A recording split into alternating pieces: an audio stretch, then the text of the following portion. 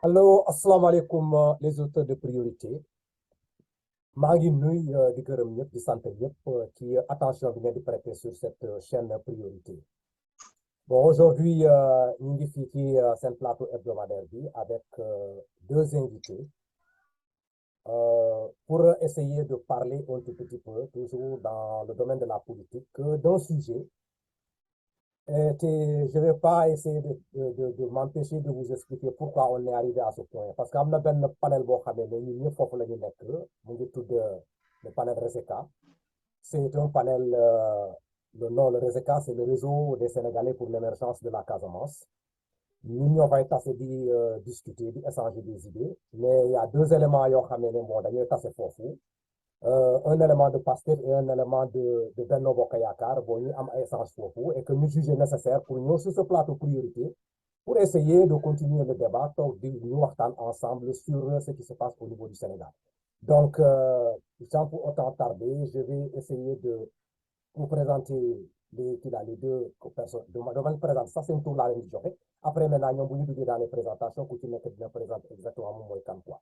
On a aujourd'hui ici le frère Youssoupha Soninké Diatta, qui est membre du PASTEF. Après, nous avons son neveu, son frère, Demba Baldé, c'est un membre de Benno Bokk Yakaar. Donc, après, je suis avec mon fidèle compagnon de priorité, Mamadou Konaté, que je ne vais pas vous présenter. Quoi.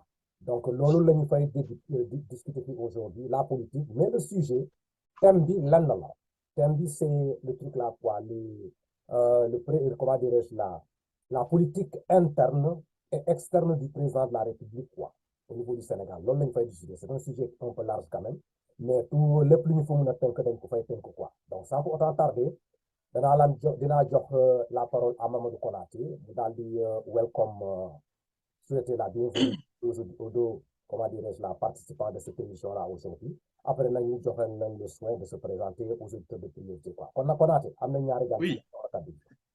Ouais, Bakary, merci beaucoup, comme d'habitude, de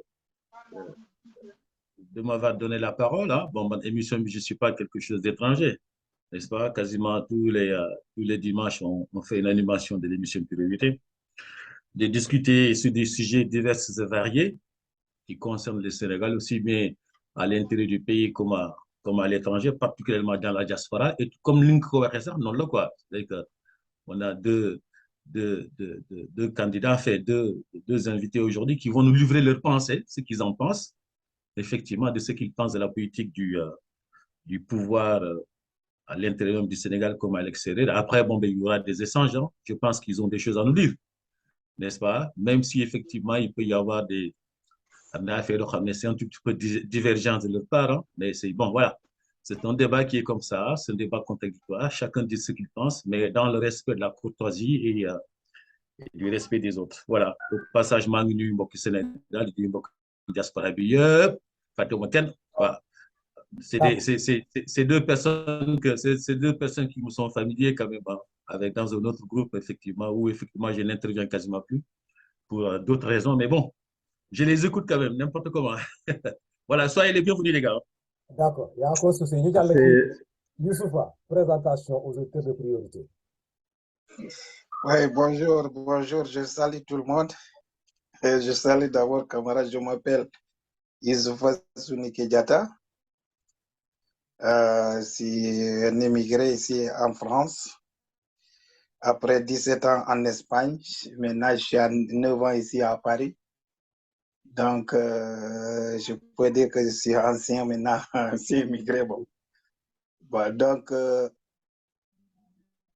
je suis vraiment content de rencontrer mon ami et frère Demba.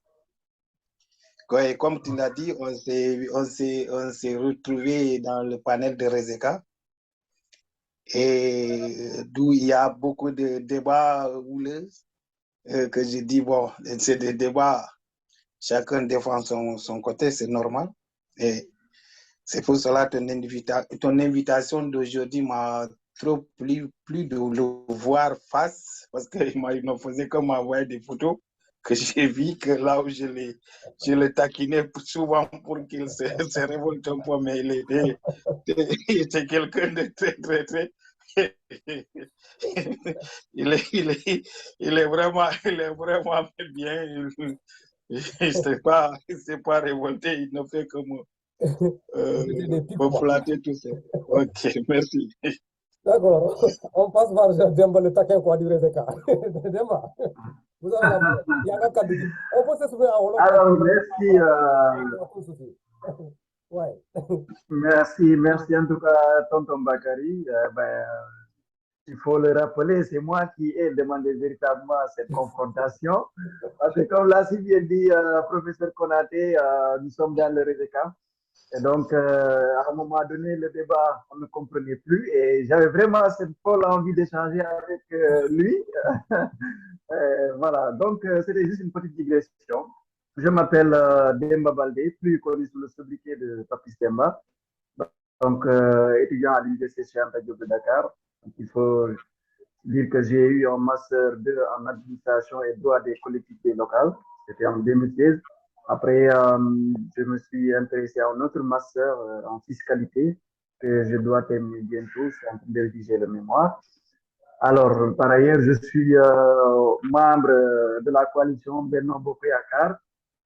Je milite partout et je suis souvent à Dakar, souvent à Kolda avec mon leader Mambo Diao, directeur des domaines, actuel maire de Kolda. Voilà, donc c'est en tout cas un réel plaisir d'être dans votre émission Priorité, où en tout cas, j'ai l'habitude de suivre souvent dès que vous partagez les liens dans le groupe. Et vraiment, je remercie aussi Youssoufa pour avoir accepté l'invitation. Il aurait pu décliner, hein, d'autant plus qu'il n'a pas le temps, mais en tout cas, comme il l'a si bien dit, il est humble et voilà, donc il est trop taqué. Je l'ai compris, donc je me suis dit que la politique, c'est juste des arguments que chacun défend. Des fois, il y a la provocation, je le sens, je le sais, et bon, moi, je tempère. Voilà, donc en tout cas, je suis très content de participer à ce débat et j'ose espérer en tout cas que nous allons en tout cas livrer un débat digne de son nom, même si c'est en tout cas quand des opposants débattent, il faut s'attendre à tout. Hein. Voilà, donc je vous remercie, Mme Bakary. D'accord, donc il n'y a pas de problème, quoi. Bon, moi, aujourd'hui, là, je vais donner l'honneur à Mamadou Konaté. Mamadou, voilà maintenant deux frères qui sont là, qui veulent discuter de la politique sénégalaise. Et maintenant, je crois que je vous donne la parole. Vous allez initier le départ, quoi. Donc, ils sont là. Ouais, Bakary, merci beaucoup. Je pense que gars yi ñoom seen bopp dañ def li nga xam ne moom la ñu xalaat surtout au-delà des arguments partisans parce que bon de toute façon ça fait partie du jeu démocratique aussi hein. Fil la phare donc je défends. Bon, est-ce qu'ils vont défendre parce que à tête baissée ou est-ce qu'ils vont défendre en prenant du recul par rapport à ce qui se passe aussi? C'est ça qui est très intéressant. Il ne s'agit pas de dire nous sommes au pouvoir, tout ce qu'on fait c'est bien. Il ne s'agit pas de dire aussi nous sommes dans l'opposition, c'est ce que les font n'est pas bien. Donc, je pense qu'à un moment donné, gars, il faut nous trouver un axe central pour accorder ce violon pour dire, filles, nous sommes tous d'accord avec ça. Voilà, j'ai commencé tout simplement à dire que bon, tout ce que Macky a fait, on ne va pas dire que c'est mauvais. Il y a des choses qui sont bien, il y a des choses qui sont moins bien, il y a des choses qui ne sont pas bien du tout, parce qu'il faut le dire les choses aussi. Et puis, tout ce que l'opposition fait, il y a des choses qui sont bien, il y a des choses qui se disent, il y a des choses qui ne sont pas bien non plus. Après, ça qui ira de ces arguments. Mais par contre, le sujet que nous choisi, c'est un sujet qui est très transversal. On va peut-être discuter de tout, parce que discuter de la situation interne et externe, je ne sais pas si on aura le temps. Est-ce que ils auront le temps d'aller jusqu'au bout des arguments, ou bien tout simplement ce seront des arguments très superficiels après que c'est le Khomoudem. Moi, j'aimerais bien quand même que les arguments soient des arguments quand même, ce sera audible des auditeurs de priorité. Voilà. Alors, situation interne. Tiens, si on en parlait, situation interne, voilà, Premier ministre, n'est-ce pas,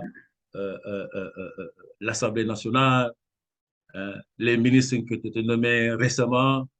Hein. Moi, j'ai entendu parler que c'est une équipe de combat. Maintenant, je ne sais pas combat les gars engagés ici, n'est-ce pas? Je ne sais pas si c'est un combat, c'est sur le combat politique, ou éventuellement ce combat le Mohamed peut mener pour gagner effectivement l'élection présidentielle, ou bien c'est un combat qu'ils vont mener pour sortir les Sénégalais d'une situation plus ou moins difficile que les Sénégalais vivent à l'heure actuelle. Voilà. Moi, je ne sais pas, hein. Je ne sais pas. J'ai mon idée là-dessus. Bon, maintenant, après, on a aussi, ils sont là pour nous éclairer. Je ne sais pas qu'est-ce qu'en pense l'opposition, parce qu'on a quelqu'un du PASTEF, n'est-ce pas? Et que, ben, voilà, nous avons dit voilà, nous devons livrer les gens la khalat. Mais pour commencer, effectivement, une première question que j'ai envie de le poser.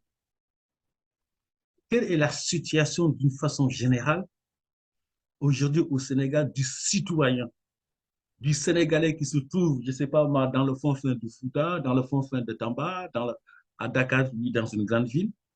Qu'est-ce que les Sénégalais pensent aujourd'hui?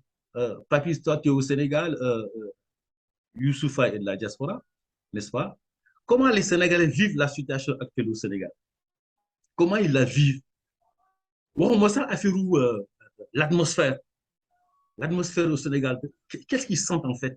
Est-ce qu'ils sentent que ça va bouger? Ou est-ce qu'ils sentent qu'il y a des choses qui se passent? Ou est-ce qu'ils sentent que, bon, ben voilà, qu'il y a des difficultés qui vont se poser? Je ne sais pas. Moi, je suis dans la diaspora, je sais un tout petit peu comment, effectivement, mes compatriotes de la diaspora pensent.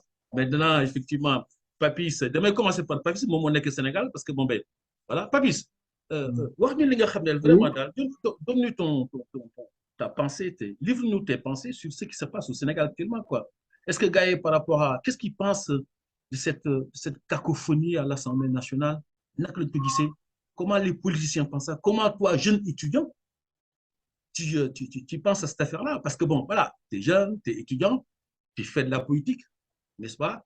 De notre côté, quelle mouche t'a piqué, toi, à un moment donné, de dire je vais faire de la politique et du côté des Bénons, sachant que quand on est étudiant, très souvent, les choses ne sont pas plus ou moins claires dans sa tête. On pense plutôt à avoir son diplôme, à chercher un emploi. Voilà. La question, voilà, Demba, vas-y. Bon, à un moment, il a posé plusieurs questions. Je ne sais pas si je vais répondre sur la situation actuelle du pays, de l'Assemblée nationale ou du nouveau gouvernement. Voilà, la situation. Je ne sais pas quelle est la voilà, tu as raison. On n'a qu'à revenir quoi la question. Première question, tu réponds sur comment on appelle la situation du pays. La situation de l'atmosphère du pays aujourd'hui. Ouais, l'atmosphère du pays actuellement, vous savez, nous venons en tout cas des élections législatives qui ont véritablement trouvé les effectifs. On a une assemblée qu'on n'a jamais, en tout cas, eu dans l'histoire politique du Sénégal, hein, si ma mémoire est bonne. Une assemblée où l'opposition et le parti au pouvoir presque les nombres de députés le nombre est égal, presque. C'est une différence de 1 ou 2 députés, c'est pas beaucoup quand même. En tout cas, le parti au pouvoir a l'habitude d'avoir une majorité absolue avec plus d'une vingtaine de députés. Cette année, tel n'est pas le cas. Alors, seulement ce qui se passe là-bas, tout le monde condamne fermement, en tout cas, le comportement des élus locaux. Des gens que le peuple sénégalais a confiance et qui les a envoyés véritablement à l'hémicycle pour défendre le Sénégal, pour défendre véritablement les intérêts du Sénégal. Force est de constater, nous avons tous vu ce qui s'est passé le jour, en tout cas, de l'installation du bureau. Donc, ça, nous le condamnons tous. Vous avez vu le président avant-hier, lorsqu'il prononçait son discours, il l'a même souligné et condamné. Et je crois qu'en tant que jeune étudiant et en tant que jeune membre de la coalition Benno Bokk Yakaar, j'invite à toutes les parties à revenir à de meilleurs sentiments. Parce que le Sénégal nous appartient tous. C'est vrai, quand nous voulons le pouvoir, des fois, nous sortons de nos gongs, c'est pas important. Des fois, nous n'oublions pas le patriotisme que nous sommes. Et vraiment, c'est pas quelque chose de bien. Le parti au pouvoir aussi, j'invite aux députés en tout cas à rester eux-mêmes, à rester là, à défendre, à défendre des projets de loi qui vont véritablement dans le sens, en tout cas, de l'intérêt du pays. Nous avons assisté aussi à un nouveau gouvernement qui a été installé hier. C'est avec plaisir que, en tout cas, j'ai appris la nomination du tout nouveau PM, Amadouba, qui est quand même très chevronné, quelqu'un qui connaît très bien l'administration sénégalaise et qui a commencé à travailler étant très jeune au niveau de l'administration. Il faut le rappeler, il fut directeur général des impôts et domaines, il fut ministre des Affaires étrangères, ministre des Finances, et aujourd'hui il est PM. Donc on s'attend en tout cas à ce qu'il arrive à bien coordonner l'équipe gouvernementale qu'il va diriger. Et aussi, en tout cas, j'ai espoir, hein, j'ai espoir qu'il pourra bien la diriger. Et maintenant, les Sénégalais, ils sont confiants, ils ont espoir, malgré la crise mondiale qui est là, qui secoue le monde. Donc, nous avons espoir, en tout cas, que cette nouvelle équipe-là va nous faire de très bons résultats. Maintenant, je me limite là pour l'instant avant de venir. S'il s'agit d'un gouvernement de combat et quel genre de combat, si c'est un combat pour sortir du Sénégal des difficultés ou si c'est pour 2024, tout ça. Donc, je reviendrai pour ne pas trop tirer en longueur. Merci. D'accord, il y a un consensus. Pour la dame même lancée, on va voir Youssouf Diatta pour répondre à la question de Mamadou Konaté. Youssouf. Oui. Bon, je salue Demba pour sa participation, pour ce qu'il disait. Mais moi, je vois aussi ce que j'ai vu de loin et les informations aussi qu'on tout le monde a reçues. Je vois que concernant l'Assemblée, la nomination du président de l'Assemblée, parce que j'ai écouté partout où il y a des condamnations, il y a presque la plupart condamner le comportement de l'opposition. Mais moi, ce que je me pose, je me dis d'abord, qu'est-ce qui a fait, qu'est-ce qui est à l'origine de ce comportement de l'opposition? Parce qu'on a assisté à plusieurs nominations, plusieurs élections de président de l'Assemblée, et tout est passé bien. Bon, même si ce n'est pas bien, mais c'est passé dans l'ordre. Et cette fois-ci, ça se passe comme ça. Et là, moi, je dis, oui, je vais condamner vraiment ce que l'opposition a fait, par exemple, casser les trucs, les matériels. Mais qu'est-ce qui est à l'origine de ça? C'est là où les gens ne parlent pas. C'est pour ça que je dis, ceux qui sont dans les plateaux de télé, ils ne font que prendre part. Parce que si tu condamnes une chose, il faut aussi essayer de voir qu'est-ce qui est à l'origine de ça. Ce qui est à l'origine de ça, d'après mes informations, c'est les textes qui n'ont pas été respectés. Quand les textes ne sont pas respectés, il faut savoir que ça finira par la violence. Ce que nous regrettons, nous tous, parce que ça a donné une mauvaise image au Sénégal. Nous qui sommes là, c'est tout dans la diaspora. Maintenant, on ne peut même pas s'exprimer devant nos collègues avec qui on travaille, qui sont des autres pays, qui prenaient l'exemple du Sénégal. Youssoupha, je peux rebondir un peu sur votre développement là. Vous dites que les tests n'ont pas été respectés. Quel test vous faisiez allusion là? Quel test? Voilà, quand je parle des tests, en général, dans qui convoyaient les trucs, comment ça s'appelle, les élections passées, on voyait que tout se passait dans l'eau, mais cette fois-ci, qu'est-ce qui est à l'origine de tout? C'est qu'ils vous disent, ils sont venus, ils ont distribué des cartes. D'abord, on voit dans les autres, il y a des couleurs qui sont choisis par les candidats. Ah, okay. Mais cette fois-ci, le parti au pouvoir refuse ça et ils nous amènent les huissiers qui sont venus distribuer des trucs comme ça, des enveloppes, pour aller voter. Donc, ce sont ces premiers manquements que moi j'ai constaté que si ils ont vu que cette fois-ci, on ne peut pas passer la même chose comme avant. Il fallait le discuter. Mais j'ai vu d'une manière qu'ils voulaient imposer leur système. Je peux dire c'est leur système. Et là, il y aura des réactions. Mais une réunion qui devait commencer à mi-journée est allée jusqu'à presque la nuit avant de commencer. Et si ce n'était pas les gendarmes qui sont rentrés, il y aurait pas, ils sont entrés dans l'hémicycle, il n'y aura pas d'élection, je pense. Ou bien je ne sais pas comment ils vont finir. Moi, c'est là où je vois d'abord, premièrement, je ne vais pas m'engager trop à dire ce que je ne maîtrise pas, mais je vois que ça aussi, ça c'est ce qu'ils ont fait comme ça, la distribution des cartes et de refuser à l'opposition, aussi d'écouter l'opposition. Ça, c'est à l'origine de trucs, comment dirais-je,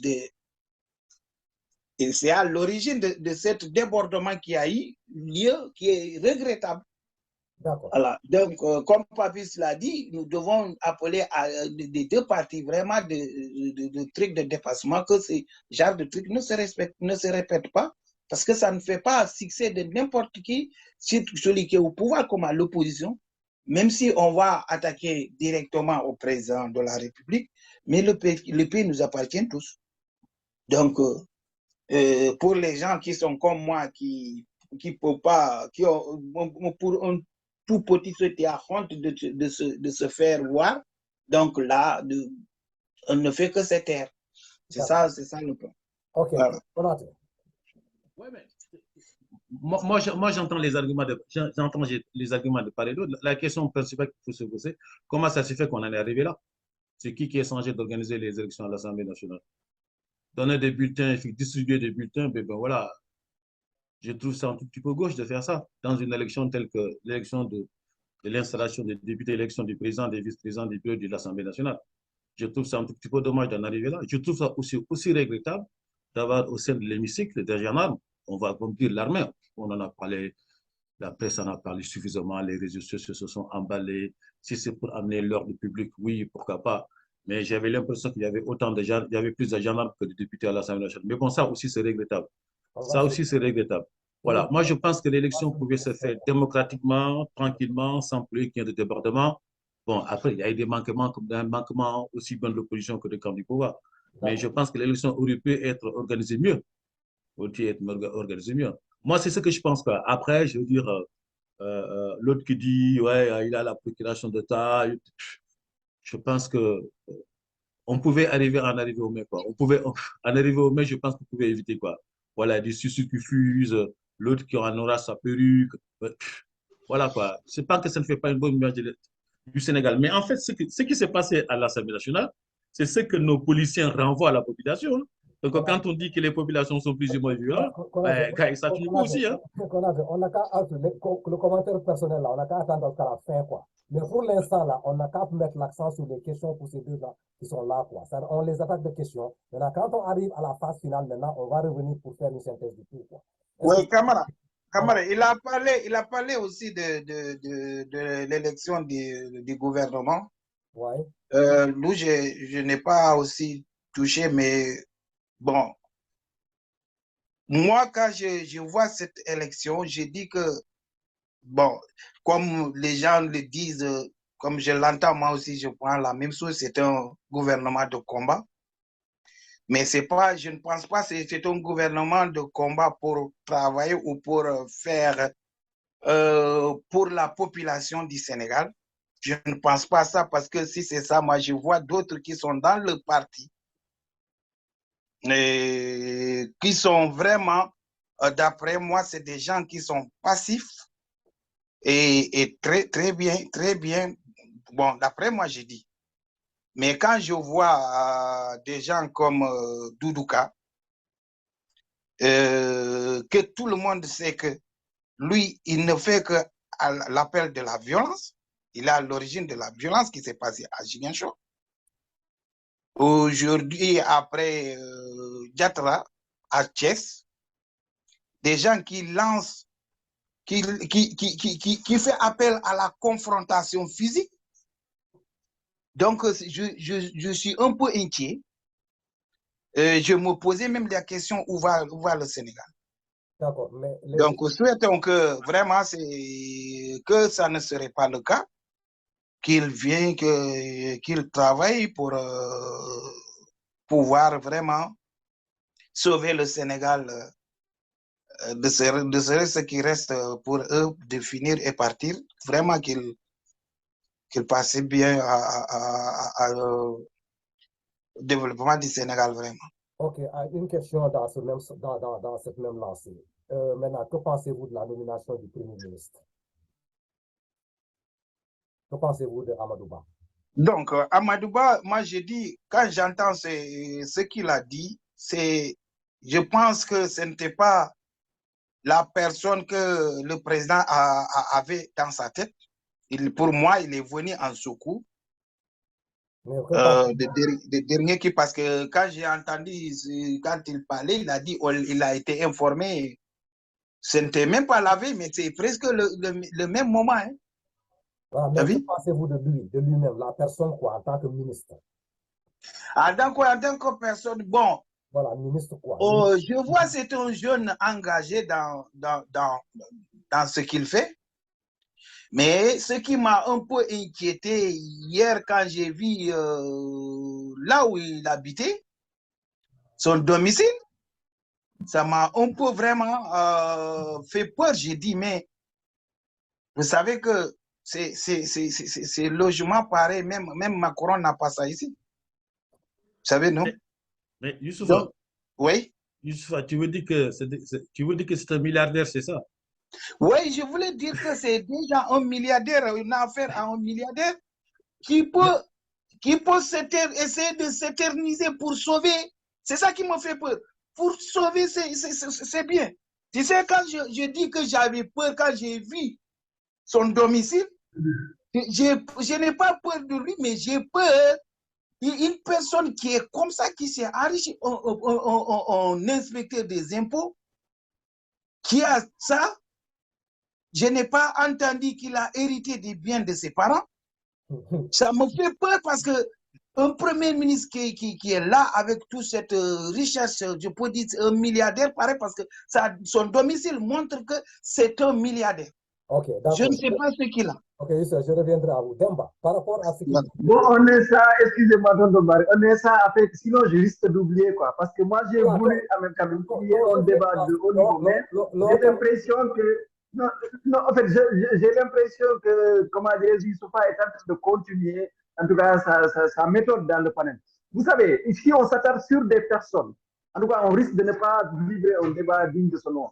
Quand il parle de Doudouka, c'est quelqu'un qui se voit que ce soit. En réalité, c'est que Ziguinchor, ils ont peur de Doudouka. Pas Ziguinchor, mais Ousmane Sonko a peur de Doudouka. C'est tout. Sinon, Doudouka, le travail remarquable qu'il a eu à abattre au niveau de l'AIDB, c'est pourquoi il a reçu une promotion. Tout le monde s'attendait à ça. Ça, c'est un. Deuxièmement, quand il parle d'Amadouba, sa maison, mais ça, cette vidéo-là, c'est Moustapha Koli qui l'a mis dans le panel. Ça dit que pour dire que voilà la maison d'Amadouba, moi, ça ne nous intéresse pas. Ce qui nous intéresse, c'est la compétence. Qu'est-ce que le ministre peut apporter véritablement au gouvernement du Sénégal? Qu'est-ce qu'il peut apporter en tant que Premier ministre du Sénégal? Pas c'est bien matériel ou quelque chose comme ça. Mais aujourd'hui, on va vers la transition.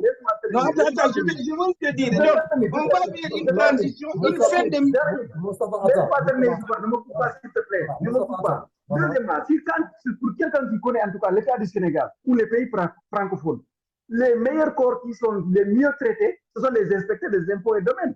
Les inspecteurs des impôts et domaines font partie des corps les mieux traités aussi au Sénégal, ainsi que les magistrats. Mais c'est normal quand quelqu'un aime en tout cas, il s'aime en quelque sorte. Il prend soin de son habitat, il prend soin de sa famille et ainsi de suite. Donc, cette question-là, vraiment, il faut qu'on écarte ça de côté, qu'on parle, qu'on livre un débat qui est intéressant, qui ne en tout cas pas parler ici des affaires privées des hommes, en tout cas du président ou d'autres choses. Non, écoute-moi, je ne parle pas d'affaires privées. Il m'a demandé de ce que je pense de lui. Moi, je le vois un jeune engagé.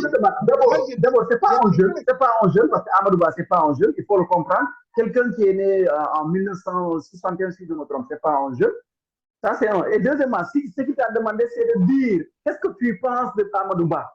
Est-ce que en quelque sorte, c'est l'homme qu'il fallait quoi, à la place qu'on lui a mis là. Est-ce que c'est l'homme qu'il fallait? C'est de ça qu'on t'attend. Moi, ce que j'ai reçu, c'est une nomination qui a fait l'unanimité. Soit du côté de l'opposition ou du pouvoir. Tout le monde a apprécié le fait qu'Amadou Ba soit nommé PM. Toi, en tant qu'opposant, qu'est-ce que tu vois, comment est-ce que tu peux analyser cette nomination? C'est ça la question en réalité. Mais Papi, il faut pas me canaliser ce que moi je devais dire. Voilà. Non, écoute-moi. Oui, il m'a dit, je vois un jeune. Comme toi, tu dis, il n'est pas jeune. Je peux dire, maintenant, tu me dis s'il est vieux. C'est pas un jeune en tout cas. Les jeunes, c'est nous. Donc, comment tu veux que je l'appelle? Je le nomme. Demba, laisse-le terminer. Continue votre pensée. Non, moi, je vois un jeune engagé parce que je n'ai pas dit que pourquoi on l'a nommé. Quand il m'a dit, j'ai dit un homme engagé. Un homme engagé dans le truc. Je vois que c'est quelqu'un qui mérite d'être à cette place. Ça, je ne l'ai pas dit non. Mais j'ai dit que d'après ce qu'il disait, qu'il a été informé dernier moment. C'est dans ce sens-là que j'ai dit. Et puis j'ai dit, ce qui me fait peur, j'ai une question pour Demba. Voilà, je vous laisse parce que Papi, il veut maintenant que je parle ce qu'il veut. Je dis ce qu'il veut, ça ne sera pas possible. Mais c'est moi aussi. C'est ce qu'il veut entendre. Ne vous en faites pas quoi. Si le résultat est transposé ici, ça fait plaisir quoi. On est en bas. Voilà. Maintenant, moi j'ai une question par rapport à la nomination de Amadou Ba. Bon, tout le monde dans l'unanimité sait que c'est un monsieur qui peut faire l'affaire. Mais est-ce que vous, Demba, vous pensez que Amadou Ba peut faire l'affaire tout en connaissant cette suprématie ou ce pouvoir que le président de la République a sur ses ministres? L'histoire nous a montré que tous ces gens-là, ils sont sous un dictat du président de la République. C'est-à-dire tout ce que ces gens font, et j'ai toujours décrié ça, c'est le président de la République qui est derrière. C'est-à-dire, avant de faire quoi que ce soit, il faut qu'il soit d'accord, il met sa signature. Il n'a jamais laissé ses ministres à travailler comme ils veulent. La raison qui explique ça, c'est que quand tu vas dans les réseaux sociaux, là, depuis que ces ministres-là sont là, toute personne qui va dans le truc là, quoi, dans un panel, quand on lui pose la question, il faut qu'il donne un quota d'appréciation au président de la République d'abord, avant de faire, comment dirais-je là, un discours ou bien avant de faire quoi que ce soit. J'ai toujours décrié ça. Maintenant, toi, tu penses que le président de la République, connaissant lui, comment il est-ce qu'il va donner la chance à ce jeune-là, le pouvoir d'aller s'exercer comme il veut le faire? Ça, c'est la première question. La deuxième question qui se pose, le régime super présidentiel que nous avons au Sénégal, présentement là, est-ce que tu penses que Amadou Ba, il est un premier ministre ou bien il est un ministre comme les autres? Parce qu'un premier ministre, normalement, c'est le monsieur qui doit choisir dans le tas l'équipe qu'il veut travailler avec et venir soumettre ça au président de la République. Et le président de la République, dans l'analyse, va l'accompagner dans ce qu'il fait. Mais ce qu'on a vu ici, on dirait que pour moi, ça n'a pas été fait. Est-ce que réellement, il peut jouir de ce titre de ministre qu'on lui a confié? Ça, c'est ma question quoi, pour toi. D'accord. Merci beaucoup, Tonton Bakary. D'abord, il faut rappeler qu'au Sénégal, nous ne sommes pas dans un régime présidentiel, encore moins dans un régime parlementaire. Nous sommes dans un régime présidentialiste où le président est super puissant. On peut le dire comme ça. Hein? Oui, super présidentiel. Et il est super puissant. Parce que si c'est normal, dans un régime parlementaire, le Premier ministre, c'est le contraire, c'est le Premier ministre qui est puissant. Ici, c'est ce qui s'est passé. Vous savez, Amadou Ba, je ne peux pas dire qu'il n'est pas puissant à ce point. Mais ce qu'il faut comprendre, c'est que quelqu'un, quand même, il est Premier ministre. Mais son supérieur hiérarchique, c'est le président de la République. Ça, il le sait. De ce côté-là, il n'y a pas de problème. Et il ne doit pas y avoir de problème. J'ose dire que le président n'a pas imposé à Amadou Ba des collaborateurs avec qui il doit travailler. C'est pourquoi M. Amadou Ba a été nommé à 11h midi. Vous avez vu? la liste du gouvernement a été, en tout cas, publiée vers les environs de 22h, 23h. Ça veut dire quand même qu'ils ont eu à échanger, que le président avait certes une liste qu'il voulait, en tout cas, avec laquelle il voulait Amadouba travailler, mais Amadouba aussi a eu à faire des propositions. Le tout revient, en tout cas, au président qui doit valider. Donc, la dernière décision revient au président. Si Amadouba vient avec sa liste, dit au président, c'est avec cette liste-là que je veux travailler. Mais le président a en tout cas, ce pouvoir de dire qu'il faut enlever celui-là, mettre celui-là à la place de celui-là, ainsi de suite. Parce que je dis qu'actuellement, avant que même Amadouba ne soit nommé, parce que, comment dirais-je, l'autre là, la CDMD, Youssoufa, c'est hier qu'il a été informé qu'il allait être nommé Premier ministre. Le président, vous savez, il est souvent prudent. Nous sommes dans un parti, nous sommes en Afrique, il faut le comprendre, nous sommes dans un parti où les gens, rapidement, ils sont frustrés. Ou des fois, quand vous donnez une information à quelqu'un, il ne peut pas la garder. Donc, le président a jugé nécessaire, ayant des collaborateurs qui sont compétents, il a jugé nécessaire d'attendre au dernier jour pour appeler l'homme qu'il veut, en tout cas, nommer PM. Et il l'a fait hier. Ça, ce n'est pas un problème. Okay, ce n'est pas un problème. Maintenant, si Amadouba aura les moyens véritablement d'exercer sa fonction ou d'exercer ses pouvoirs comme il le faut, ben, certainement. Parce que le président, il faut comprendre, c'est quelqu'un qui a en tout cas envie de bâtir un Sénégal émergent.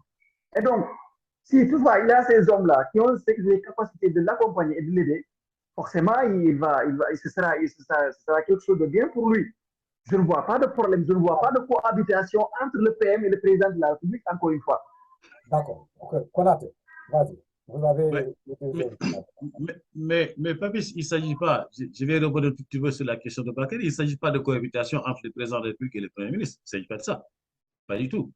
Mais traditionnellement, on sait qu'un président de la République nomme un Premier ministre. Le Premier ministre, effectivement, va composer une liste effectivement de policiers, de politiciens ou des gens de la société civile qu'il va proposer au président de la République. Mais toi, si toi, tu me dis qu'effectivement, que le président avait sa liste, qu'Amadouba avait sa liste, ça veut dire que le président avait déjà nommé Amadouba et qu'elle avait informé Amadouba déjà depuis quelque temps sur cette nomination-là, et qu'il fallait qu'il vienne effectivement avec sa liste pour dire, ben voilà, j'ai une liste, on va confronter les deux pour choisir les meilleurs.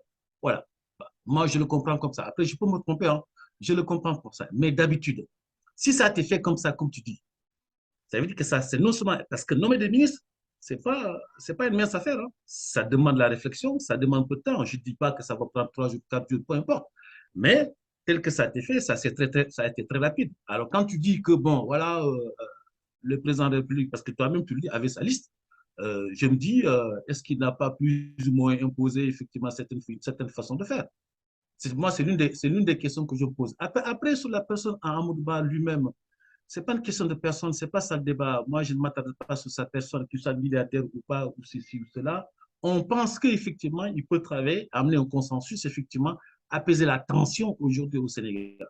C'est ce que les gens disent. Ouais. Discuter effectivement sur la cherté de la vie, okay? Faire baisser la tension, parce que la tension est au maximum au Sénégal. Hein. Nous qui sommes dans la diaspora, on le sait, parce que bon, ben, on est sur les réseaux sociaux, on est sur les émissions de Walf et compagnie, voilà, de SCV, voilà. Donc, il y a une certaine tension au Sénégal qui fait que, est-ce que lui, il est capable de faire baisser cette tension-là? Mais par contre, moi, je vous dis un truc. Amadouba ne peut pas faire le miracle. Parce que vous vous posez une question sur le cas du Premier ministre, n'est-ce pas? Il ne peut pas faire un miracle sur 15 mois. Ce n'est pas possible. Ce que Macky n'a pas fait de 2012 jusqu'en 2019-2020, on est en 2021, Amadouba ne peut pas le faire en 15 mois. Ce n'est pas possible. Surtout que l'année prochaine, on va rentrer dans une période pré-élection présidentielle. Tous les dossiers seront suspendus, quasiment, ou les dossiers vont tourner au ralenti. Parce que dans une mandature de 5 ans, les 2 premières années et demie, on va travailler sur le dossier, on va travailler sur les projets, on va essayer de faire sorte de projet. L'autre moitié commence déjà à travailler sur l'élection présidentielle, de choisir un candidat. Aujourd'hui, on ne connaît pas le candidat, peu importe. Mais là, ça, ce n'est pas la question. La question, c'est le cas du Premier ministre. Est-ce qu'il est compétent ou pas? Il était ministre des Finances, il était inspecteur des impôts, directeur général des impôts et domaines. Peu importe, il s'est enrichi ou pas, je m'en fous de ça, ce n'est pas ça le souci. Le problème, c'est que est-ce qu'il est capable de faire ça? Il a exercé des portefeuilles de ministre. Je pense que pour être Premier ministre, il ne s'agit pas d'avoir un bac plus 10, il ne s'agit pas d'être politicien. On a vu en France un ancien Premier ministre qui était un garagiste. Pierre Bérégovoy, n'est-ce pas? Il avait très bien fait son boulot. Donc, par conséquent, moi, je vois les choses comme ça. Maintenant, après, euh, on verra bien hein, ce qu'il fera. Est-ce qu'il fera baisser la tension ou pas? Ça, je n'en sais rien. On verra bien, quoi. Oh, mais Voilà. moi, bon, pour sur ce point bien précis, avant qu'on aborde d'autres questions, mais je crois que, comment on l'appelle encore Allô? là? Je, Youssoupha, vous voulez rebondir ou bien je continue? Oui, oui, je voulais dire, Ouais. d'après ce que j'ai entendu, ce que Demba disait, Uh-huh. je pense qu'il a accepté que Amadouba a reçu l'information tardivement. Et moi, je me posais la question comment Amadouba va pouvoir constituer son gouvernement et le présenter au président Macky Sall si ça n'a pas été fait par le président lui-même et maintenant lui dit voilà la liste des gens que je préfère que tu diriges. Donc, d'après moi, c'est comme ça que ça peut se passer. Je ne peux pas le confirmer, mais je dis ça, c'est comme ça que ça peut se passer. Et c'est là, moi, je pense, un premier ministre, lui, il cherche des gens avec qui il peut travailler librement. Voilà, donc de mes pensées, ce que je connais un peu sur un premier ministre, c'est lui qui forme son gouvernement. Ouais. Après, c'est lui qui forme son gouvernement. Si le président, après, c'est le président qui va valider, ça c'est vrai. Mais le temps là, je ne pense pas que Amadouba aurait le temps de le faire. Et comme Konaté l'a dit, moi je vois que déjà, je constate que toutes choses qui se font, tout ce qu'ils font, le président de l'Amérique, le truc est biaisé dès le début. Tu as vu? Tout ce qu'il fait en général, c'est biaisé dès le début, ce qui veut dire celui qui va venir pour diriger aurait des difficultés. Donc, il y aurait des difficultés. Ces difficultés, c'est comme, par exemple, il ne serait pas libre de travailler comme il faut.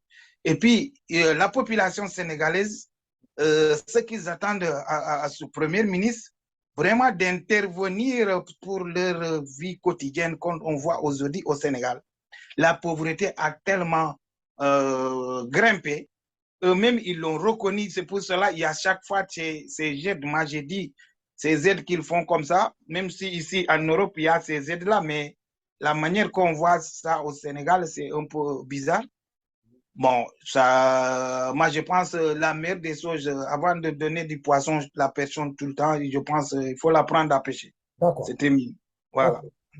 Merci, Diata. Moi, je crois que le choix du Premier ministre, ou bien, qu'est-ce qu'il y a, Demba, tu veux revenir, ou bien attends. Oui, en fait, je vois qu'il est en train d'insister sur cette consultation-là. Non, de parler, il faut qu'on se dise la vérité. C'est-à-dire que oui, c'est-à-dire que la dernière décision revient toujours au président. Amadou Ba propose, ou le président propose, ça revient à la même chose, d'autant plus que la dernière décision appartient au président. Quand il dit le fait de donner, c'est quand même en Europe, il a dit, on donne. Mais qui dit que le président passe tout son temps à donner? Mais les jeunes, on est en train de les donner des emplois. Quand on donne à un jeune un emploi, mais ça veut dire quoi? D'accord, Demba. Mais ce que tu as donné, tu penses qu'ils ont ça jusqu'aujourd'hui? Les gens s'enfoncent dans la pauvreté. D'accord, Youssoupha. Ok. Ici, s'il s'agit de donner, on donne chaque mois. Voilà. C'est ça que je veux dire. Chaque mois, il faut donner la personne le point où il va. Nous avons les moyens de donner chaque mois. Est-ce que ici, le Sénégal, nous avons les moyens de donner chaque mois? Si tu ne peux pas que ces milliards-là, il faut les investir quelque part, que les gens travaillent. 43 milliards, écoute, 43 milliards, combien d'industries au Sénégal? 43 milliards. Combien d'industries qu'il faut mettre au Sénégal? Youssoupha, s'il vous plaît. Voilà, d'accord. C'est de là que j'ai dit. Voilà. Distribuer 43 milliards un mois après le mois suivant, les gens sont dans des trucs, c'est ça, c'est pas aider les gens. Okay. Il faut que je le dise la vérité. Ici, en Europe, les aides sont faites chaque mois. Voilà, d'accord. D'accord, Tilifo. Diata, ce que je veux dire par rapport à la nomination, pour terminer ce sujet, moi, je sais que la personne qui a été choisie pour ce poste-là, c'est une personne. On peut compter sur lui. Mais, je dis bien mais, à une condition. Tous ces ministres-là que le président a choisis pour cette nouvelle équipe-là, Camara peut faire confiance avec ces gens-là. Parce que ce sont des gens réellement qu'il faut apprécier. Mais ce que je veux dire, tout ça là, ça ne peut que se passer avec la seule condition que le président lui-même en question change. Le rapport que le président de la République a vis-à-vis de ces ministres-là, ou bien toute personne qui se trouve dans l'administration, et le résultat qu'il attend de ces gens-là dans le domaine politique, il faut que le président change cette façon de faire et donne le libre choix et la liberté de ces ministres-là d'aller prouver qu'ils peuvent faire. Mais tant que le président est en train de, comment dirais-je là, d'être, comment dirais-je, surplombe ces gens-là dans leur action, ils n'ont pas la liberté de s'exprimer, on restera toujours au point de débat. Maintenant, la deuxième question qu'on va poser, la question, c'est, le thème d'aujourd'hui, c'est comment dirais-je là, la gestion la politique externe et interne du président de la République. Jusqu'à présent, on est dans la politique interne. On va quitter le cadre là et on entre maintenant dans Demba, on va dans l'éducation. Voilà, c'est un point que je vais céder dans le tas et on va essayer de parler de la politique du président de la République au niveau de l'éducation. En tant qu'étudiant, qu'est-ce que vous pensez de l'éducation présentement au Sénégal, la politique de l'éducation au niveau du Sénégal? Qu'est-ce que vous pensez de ça?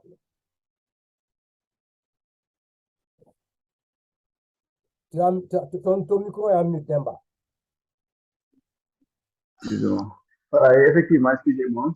Donc, je disais que, avant tout d'abord, permettez-moi de remercier le président de la République, de féliciter en tout cas pour le travail remarquable qu'il est en train de faire au niveau du département du ministère de l'Éducation nationale.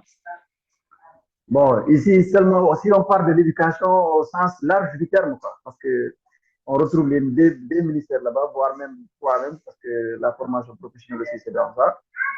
Et ce qu'il faut dire, c'est que nous avons connu une année perturbée. L'année scolaire précédente était très perturbée. Pourquoi? Parce que les enseignants avaient révolté avec des grèves à n'en plus finir. Donc, il faut comprendre aussi, c'est dans ce métier-là qu'on trouve beaucoup plus de fonctionnaires dans ce pays. Les enseignants sont tellement nombreux qu'à un moment donné, la revalorisation de leur salaire n'a pas du tout été facile. Il y en a des gens qui disent que ouais, les enseignants sont les plus fatigués, et ainsi de suite. Mais il faut comprendre que c'est le métier qui a beaucoup plus de normes. Et c'est pourquoi il n'était pas du tout facile d'augmenter les salaires. Mais Dieu merci, on s'est rendu compte actuellement que les enseignants, en tout cas, au fur et à mesure, sont en train d'être mieux traités. Parce que pour pouvoir faire une bonne éducation, il faut d'abord mettre ces enseignants dans les conditions. Et c'est ce que le président de la République a compris. Après, c'est pas l'année passée seulement, parce qu'il faut le rappeler, les indemnités de logement, là où il a pris les enseignants, il y avait une indemnité de logement qui tournait autour de, je pense, moins de 50 000. Actuellement, ils sont presque à 80 000. Bientôt, ils seront à 100 000 francs. C'est bien, sans pour autant voir les autres indemnités qu'il a eu à mettre. Ça permet en tout cas de les mettre dans les conditions. Maintenant, il s'est passé ici des choses extrêmement compliquées que nous, en tant qu'acteurs d'éducation, nous devons en tout cas dénoncer. Parce que, je le disais tantôt, les enseignants sont nombreux. Qu'est-ce qui est à l'origine de ça? Parce que il faut le rappeler, il faut monter et raconter l'histoire pour pouvoir trouver le problème. Aujourd'hui, beaucoup disent que les élèves n'ont pas le niveau, les enseignants, ainsi de suite. Il faut remonter dans l'histoire pour pouvoir comprendre exactement ce qui s'est passé. Parce qu'il faut comprendre, lorsque Wade est venu au pouvoir en 2000, ben, il n'y avait pas tellement d'écoles. Donc, il y a eu à recruter des enseignants avec le niveau du BFM. Et les enseignants, parmi ces enseignants, il y en avait qui avaient abandonné l'école depuis, qui avaient même commencé à désapprendre. On les a recrutés, on les a envoyés avec une formation de moins de 6 mois. Des fois, bon, il y en a même qui me disaient que c'est 3 mois. Alors, ça, il y a ça, en tout cas, c'est répercuté sur le niveau des élèves. Et actuellement, c'est ces élèves-là qui sont devenus des enseignants. C'est pourquoi dans ce système-là, c'est un peu compliqué. On a fait des réformes, énormément de réformes. Actuellement, on nous dit qu'on n'a pas le droit de renvoyer un élève. Il faut juste que l'élève apprenne à avoir l'entrée en sixième, avoir le niveau de BFM. On constate en tout cas que n'importe quelle réforme qu'on fera, le problème est déjà là. Mais je me demande même, je me pose des questions. Comment régler véritablement cette question? Moi, c'est ça cette question qui me taraude l'esprit. Moi, je peux te donner comment régler ça. Ah, ok, d'accord, parce que je voulais répondre avec Demba, mais Mamadou, comment on l'appelle encore là? On ne te voit pas là. Où est la vidéo? Oui, oui, Justement, mais mais vous me voyez là? je viens. Voilà. Moi, Voilà, ce que donc je vas-y, voulais, rebondis par rapport à la question. Vas-y, toi, tu c'est as la... moi, oui. Ouais. Il faut que je réponde un peu, Baldé, Uh-huh. Demba Baldé. Comme il disait, il vient de dire, il ne sait pas comment régler ce problème. Mais ce problème n'est pas difficile à régler. Il faut tenir parole, il faut que le président de l'État tienne sa parole. Parce que le débit, quand il est venu, il devait avoir une année blanche. Ablaouad, il a laissé un truc très compliqué. Il restait pour aller à une année blanche. Et Macky est venu, les enseignants l'ont accepté. Ils l'ont dit, on continue à enseigner pour sauver l'année. Lui-même, il nous a dit carrément qu'il ne va pas signer ce qu'il ne peut pas faire. Donc, tout ce qu'il va prendre comme engagement, il les appliquera. Tout le monde était là. C'est pour ça que j'ai dit, peut-être ils ont les papiers, en ce moment-là, je ne sais pas, il était où. Bon, je dis, donc, quand il dit ça, les enseignants ont accepté ça. Depuis ces années-là, jusqu'au nos jours, jusqu'au dernier moment, là, quand on est maintenant prêt à la veille des élections pour pouvoir au moins commencer à le donner, mais à sa manière, ce n'est pas ce qu'ils ont signé. Ils ont fait, et puis c'est les gars, ce qu'ils ont dit, ils ont tout à fait normal. On ne peut pas avoir le même diplôme, le même truc, et l'autre de l'autre côté, il est payé plus que moi qui est dans l'enseignement. Voilà. Et ils disent que les enseignants sont nombreux. C'est à cause de ça, non? Voilà, je reviens à vous. Attends, je vais terminer parce qu'il faut que j'arrive là où il a commencé. Non, on va revenir sur Non, toi. attends-moi s'il te plaît. Je vais parler de l'enseignement comme là où il disait que l'enseignement est devenu vraiment, les gens n'ont pas le niveau. Et il faut attribuer ça à Blawad. Je suis d'accord. Mais je le dis, nous, quand on était à l'école, nos enseignants sont venus avec le COP. Et c'est des gens qui s'exprimaient très bien. Je me rappelle, moi, mon enseignant, que il s'appelle Chomban, Mouché Chomban, c'était un lébou. Aujourd'hui, il habite là-bas, il a sa maison et ses enfants, tout, il n'est pas rentré. Il est en retraite. Mais je dis qu'il était avec le COP. Mais tu sais, ce qui manque, l'État se désengage sur l'enseignement. Parce que même si la personne qui n'a même pas le niveau, mais il faut que les formations soient vraiment respectées. La personne, si on le prive de ses formations, c'est ça qui est à l'origine, parce que nos anciens enseignants ils sont venus avec un bas niveau, mais ils étaient très, très bien formés. Et puis, ils ont des séminaires tout le temps, dans chaque programme. C'est ça que nos États d'aujourd'hui n'ont pas voulu, parce que cet argent, pour eux, il faut le mettre ailleurs. Je ne sais pas là où il le met. C'est pour ça que j'ai dit, maintenant, s'il s'agit de niveau, il dit niveau BFM. Mais niveau BFM, normalement, l'enseignant devait être au niveau BFM. Mais si la formation était bien faite, mais ça va aller. Il faut qu'on se dise la vérité. L'État a failli. Voilà, d'accord. Tout ça, je dis que c'est le manque de formation qui est à l'origine de ça. Diata, je reviens. Je retourne sur Demba. Demba, vous avez expliqué, donné des raisons. C'est-à-dire, moi, je veux revenir sur le système. Ok, vous deux, la question là, parlez-moi, est-ce que pensez-vous du système éducationnel, le système éducatif du Sénégal là? Le système. Je ne parle pas des enseignants qu'on paye passer les formations. Non. Que pensez-vous du système? Le système qu'on a au Sénégal d'enseignement là. Est-ce que vous pensez que c'est un système approprié à l'heure où nous sommes? C'est qui commence? Vas-y. Je vais parler. Bon. Voilà, vas-y, le système. Voilà, vas-y. Il s'agit du système. Moi, je dis que le système n'est pas bon parce que le système nous a été imposé. Ceux qui financent l'éducation de notre pays, c'est eux qui nous imposent leur système. Et puis ce système n'est pas adéquat à notre vie. Ça ne colle pas. Ça ne colle pas parce que aujourd'hui, moi, il y avait une année là, ça ne fait pas longtemps là, l'année dernière, je suis parti au pays. Arrivé, je suis parti pour saluer les enseignants comme je fais l'habitude. J'ai trouvé les élèves, ils sont autour d'une table, ils ne regardent même pas le tableau. Je vois par groupe, des élèves du primaire, hein, je ne dis pas si c'était du secondaire, je peux comprendre, mais du primaire. Et je disais à l'enseignant, mais comment ils font comme ça? Il a dit le nouveau système qui nous a fait ça maintenant. Même les trucs n'écrivent même pas au tableau. Maintenant, il faut les distribuer des papiers comme ça. C'est à partir de là-bas, on a un élève qui est au primaire. Donc, je dis que c'est ça qui est pour moi, c'est à l'origine, le système n'est pas bon. Comme le président Ousmane Sonko le disait, nous devons apprendre notre propre système pour pouvoir l'instaurer au pays comme ça. D'abord, l'élève devait comprendre bien sa langue avant d'aller dans une autre langue. Mais Youssoufa, oui. Je vais revenir. Ça, tu parles de ce système-là. Pourtant, si c'est la France qui nous a imposé ce système-là, la France a un système et ça réussit là-bas. Les gens s'en vont là-bas, ils étudient et ils réussissent. Mais pourquoi ça ne réussit pas au Sénégal?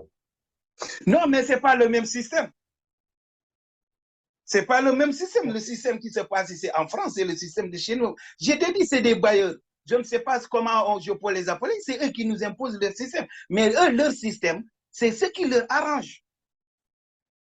Vous pensez si nos enseignants, moi je suis je colle une très grande importance sur nos enseignants. Si aujourd'hui l'école, il y a un truc sur l'école, les enseignants proposent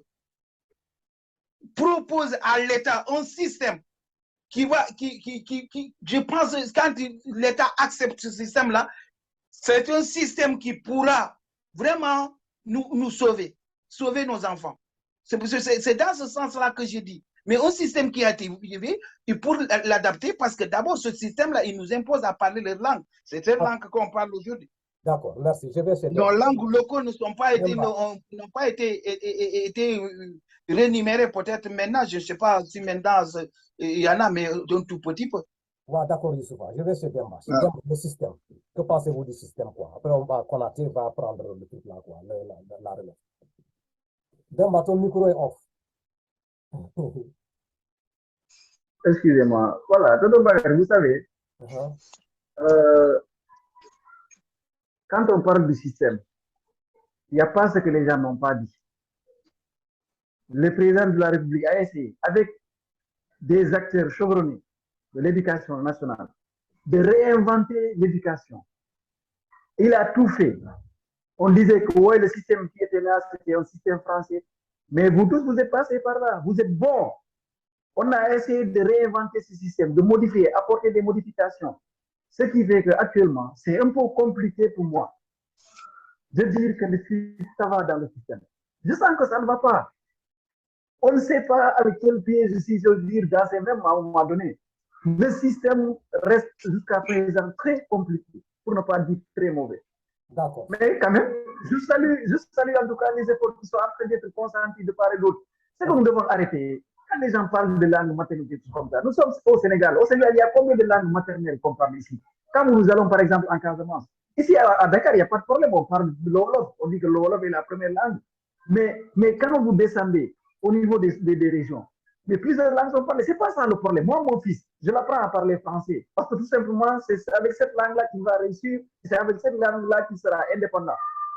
Alors, ma langue maternelle, il suffit que je l'amène chez moi, en 3 mois, il la comprend. Il n'y a pas de problème. Nous devons apprendre cette langue-là qui nous est, en tout cas, nous avons été colonisés. C'est une imposition, je prends ça comme ça. Avec cette langue-là que nous comptons nous développer. Vouloir revenir pour changer de langue au niveau de l'éducation, ça sera un autre problème. Ce sera pour combien d'années? Et qu'est-ce qui va se passer après? Moi, je trouve qu'avec cette langue, on peut bel et bien se développer. Il va falloir encore revoir le système de l'éducation. Il y a tellement de choses à améliorer et à revoir. Et ça, nous comptons, vous, comment dire, tonton Bakary, professeur Konaté, vous avez votre contribution. Et je vous invite à écrire, à faire des propositions.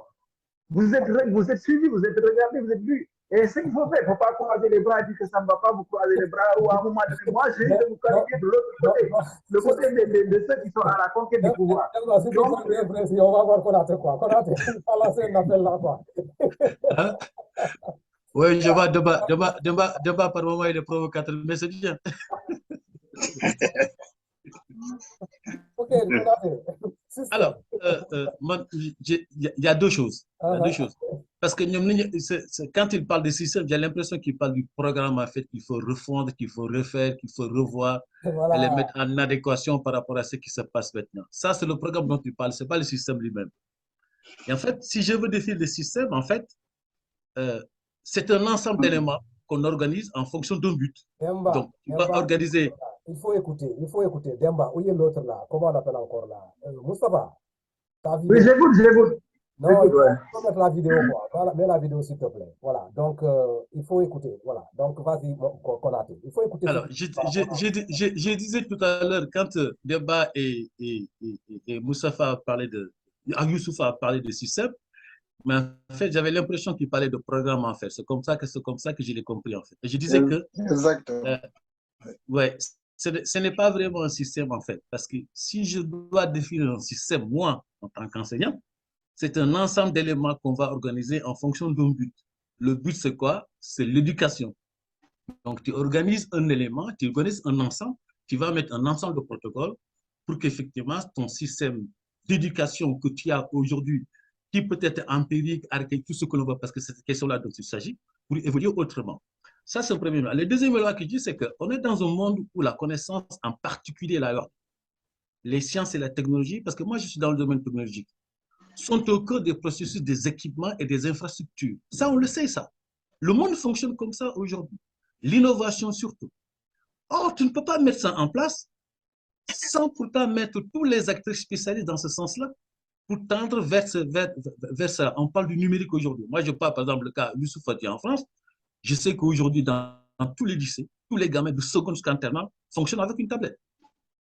Exactement. Et ces tablettes-là sont financées par la région. Je ne parle même pas de l'État. L'État, c'est la région aussi. Mais sont financées par là. Tous les gamins ont une tablette.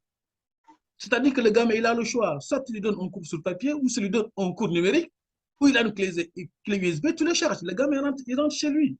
Comme ça. Et puis bon, voilà. Après, le déroulement du cours, c'est autre chose. Maintenant, pour venir au niveau des enseignants, je pense que, je ne sais pas, hein, je ne sais pas comment les syndicats négocient les salaires, négocient les indemnités, je ne sais pas. Ce n'est pas une question d'indemnité, en fait, qu'il fallait négocier. Il fallait négocier le point d'indice. C'est le point d'indice qui fait la carrière d'un fonctionnaire. Que tu fasses partie de la fonction publique d'État, la fonction publique hospitalière et la fonction publique territoriale. Il fonctionne par indice. Échelon 1, échelon 2, échelon 3. Lorsque tu es au taquet, tu passes d'un autre corps, ainsi de suite. Et quand tu négocies ça, effectivement, tu négocies ta carrière. Une indemnité, quand on dit l'indemnité, c'est 10 000 francs, CFA par mois, tu vas avoir tes 10 000 francs, là, ça ne va pas monter ou descendre. L'État va te dire, tu avais négocié 10 000, c'est 10 000 francs, je ne peux pas t'augmenter et tu n'auras pas raison. Tu lui dis, je veux une augmentation. Mais par contre, quand tu négocies ton point d'indice, ça, là, l'État va y réfléchir plusieurs fois. Mais ce qu'il faut comprendre aussi, il faut payer les fonctionnaires, il faut payer les collaborateurs. Tout le petit monde là qui tourne autour de la fonction publique, que ce soit d'État territorial, hospitalier. Vous savez ce qui plombe le budget d'un État? C'est son fonctionnement. C'est son fonctionnement qui plombe le budget d'un État. Aujourd'hui, le budget de l'État du Sénégal, moi je me demande comment vous faites pour coter le budget. Parce que quand vous vendre des fonciers, c'est parce que quelque part, ils n'ont plus de trésorerie. Hein. Il faut faire extrêmement attention à ça. Multiplier le nombre de fonctionnaires. Quand l'État organise son concours, c'est bien réfléchi. 2 ans, 3 ans avant, pour voir est-ce qu'il va y avoir des départs à la retraite. Comment on peut faire pour remplacer les enseignants qui iront à la retraite? À quel niveau de formation? À quel niveau de recrutement? Là où effectivement je vais dans le sens de, je ne sais pas si c'est Papis qui l'a dit ou Youssouf qui l'a dit, c'est qu'à un moment donné, au temps de Wad, on avait besoin d'enseignants. Les gars, ils vont recruter des enseignants qui ont un niveau BFM. Quel niveau de recrutement? Ils ont avoir un BFM, c'est eux qu'on va recruter, on va les former pendant 6 mois, OK? Allez, on va dire 2 jours dans une classe, et ainsi suivant leur formation. 6 mois de formation pour fonctionner, pour former des enseignants à la fois pédagogiques, à la fois de la gestion d'une classe, n'est-ce pas? On va les mettre dans une classe et on veut qu'effectivement une meilleure prise en charge des enseignants. Qu'est-ce que Daniel va dire que les enseignants doivent se former? Il faut faire de très bons enseignants, il faut la qualité de l'enseignement. Mais man, il faut mettre les enseignants dans de bonnes conditions. Ça, c'est tout simplement le confort des enseignants. C'est une question de confort. Hein? Mais vous faites quoi des élèves? Est-ce que vous mettez les élèves dans de très bonnes conditions déjà pour que le gamin, quand il est dans une classe, qu'il puisse suivre correctement? Est-ce que vous pensez que vous avez des enfants qui peuvent venir à l'école alors qu'ils n'ont pas pris leur petit déjeuner? Est-ce que vous pensez que la gars... Il y a même plus de 100. S'il te plaît. Est-ce que vous pensez que vous avez des gamins qui vont quitter, qui vont venir à l'école à pied à 4 km, qui vont se trouver dans une salle d'école et qu'à un moment donné, on va leur demander de réussir correctement? L'éducation nationale, elle est faite lorsqu'on met l'élève, l'étudiant dans le cœur du dispositif et tout va tourner autour. Tant que vous n'avez pas fait ça, tant que vous n'avez pas réfléchi ça, tant qu'à un moment donné, vous ne vous êtes pas arrêté à un moment donné de dire ça, ça ne va pas. Comment on peut résoudre cette affaire-là? En centrant de l'éducation, de la formation, de la culture, de la santé aussi, parce que dans des écoles, il y a des infirmiers aussi, n'est-ce pas? Tant qu'on n'a pas fait ça et réfléchi et sortir effectivement des projets qui puissent durer et pérennes dans le temps, ce problème-là des enseignants de l'école se posera toujours. Quelles sont les conditions dans les conditions dans lesquelles vous mettez les classes? Vous mettez dans les classes combien? 60 élèves, 80 élèves? Et vous voulez que l'enfant comprenne et vous voulez que l'enfant réussisse? Mais à un moment donné, il faut se poser des questions. L'éducation, l'enseignement est une affaire qui est extrêmement sérieuse et auquel cas il faut faire attention parce qu'on forme les citoyens de demain. Voilà, Demba, je crois que vous avez écouté l'enseignant parler maintenant. Quoi. Voilà, donc quand on parle de système... Mais attends, mais tu sais, Demba, mais moi je veux dire, hein, quand je reçois des étudiants effectivement qui viennent du Sénégal en première année, je peux dire que c'est extrêmement courant. Je suis obligé de faire de la pédagogie spécifique. Or, en université, tu sais, tu viens, tu balances ton coup, tu pars. Mais je ne peux pas faire autrement. Pour une question de patriotisme. Je ne peux pas avoir un jeune Sénégalais qui vient, qui est en première année ou qui est en deuxième année, qui a des difficultés, sans pourtant que je me consacre à lui. Je suis bien obligé de le faire. Parce que je me sens aussi concerné. Quand vous avez des étudiants qui nous disent qu'effectivement, ce que vous faites là, Michel Konaté, d'accord, au Sénégal, on ne l'a jamais vu. Et quand les gamins viennent et que je leur mets chacun un PC, ils sont 14 et 15. Je les mets chacun un PC. Et les gamins disent, mais attends, monsieur, c'est la première fois que moi, je me mets devant un PC pour faire un truc. À l'université. Alors tu te dis, mais il n'y a que ce qui ne va pas. Quelles sont les conditions? Attends, Papis, tu es à l'université, à Cheikh Anta Diop, tu regardes, je ne sais pas si tu as déjà fait l'Europe, si tu es parti aux États-Unis, et tu vois comment les étudiants travaillent. Même, ils ne sont pas dans le besoin du matériel sur le point qu'ils vont faire. Non, non, non. Ils sont dans d'autres dispositions. Ils sont dans d'autres dispositifs. C'est comme ça que les gamins fonctionnent. D'accord. Voilà. Donc, Demba, je crois que voilà le pic que tu as lancé avant. Non, je voulais border un tout petit peu parce qu'il a touché sur le nombre, Konaté a touché sur le nombre d'élèves. Moi, je t'ai dit, dans les primaires, j'étais dans une école à Ziguinchor, mais là où une de mes cousines enseigne, mais je t'ai dit, c'est plus de 100 élèves. Mais je dis, mais c'est pas vrai ça. Une classe. Mais vous pensez comment ces gens-là, eux-mêmes, pour corriger les trucs, même, c'est très compliqué pour eux. D'accord. Donc, comme ils ont dit, les enseignants, il faut les mettre dans de bonnes conditions, mais aussi des élèves. Il faut qu'ils restent dans... Aujourd'hui, on nous parle encore de l'école virtuelle. Et ce qui se passe, j'ai une de mes nièces, elle a déjà fini. Et maintenant, elle a fini, elle va retourner peut-être au champ ou à l'école. C'est fini. Il ne suit pas ses études comme les jeux des universitaires. Eux, on leur donne un petit ordinateur ici, une tablette, et il est là avec ça. Il fait 2 ans, je ne sais pas, 2 ans, 3 ans. Elle a fini, c'est fini. Lui, sa carrière s'arrête là. D'accord, merci. C'est malheureux, quoi. Je sais que cela, Demba même, il ne va jamais accepter que son fils va dans l'école virtuelle. Il ne va pas accepter ça. D'accord. Donc, c'est toujours les pauvres qui payent les pots cassés. Ok. Voilà, merci. Voilà. Concernant l'éducation, je crois que quand on parle de système éducationnel, Mamadou a touché un point très intéressant. Il faut que l'enfant soit au cœur du début à la fin. Si on met l'enfant au centre de notre décision, cet enfant que nous avons devant nous, lan la ñu namm ci moom xale bu ñu am noonu sukkan lañ namm ci moom peut-être que dina am éducation au niveau de la maison mais bu fekkente dem na école l'enfant qui se trouve devant nous qu'est-ce qu'on veut de cet enfant-là? C'est la première question que tout éducateur doit se poser pour élaborer son système.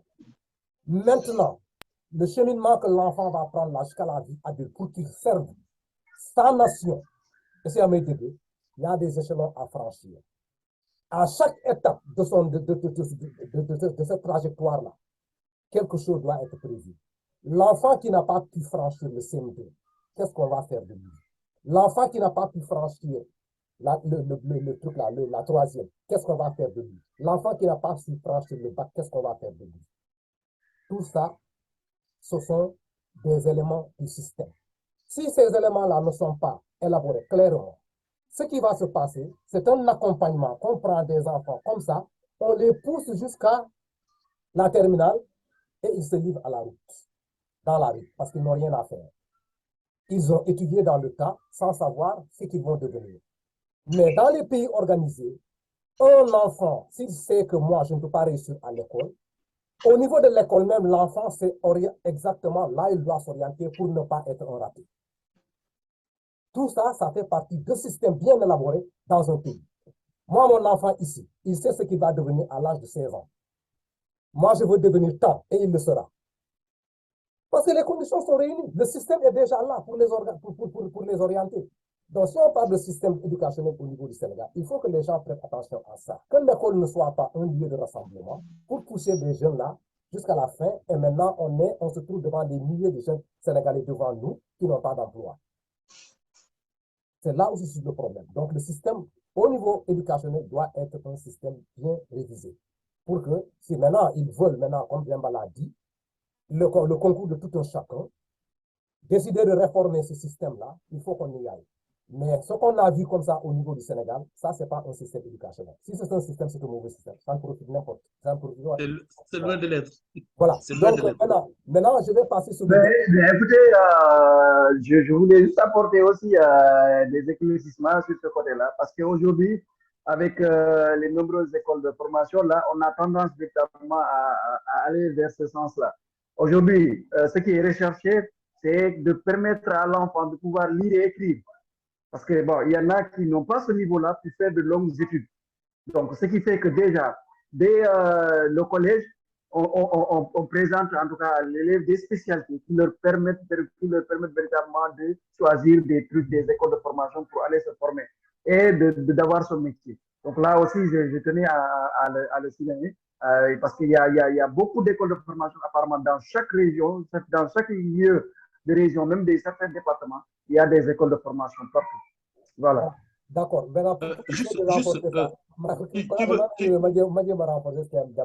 L'idée, elle est belle. Mais quant à son élaboration, là, c'est là-bas où ça va faillir. La mise en œuvre. Quand on prend le Sénégal, là, actuellement, là, quels sont les secteurs, toi, en tant que Demba, ce sont des secteurs informels. Si on rend ces secteurs informels-là, ça peut travailler en connivence avec les élèves. Il y a un secteur au Sénégal. Il y a la menuiserie qui se trouve ici. Il y a la mécanique qui se trouve ici.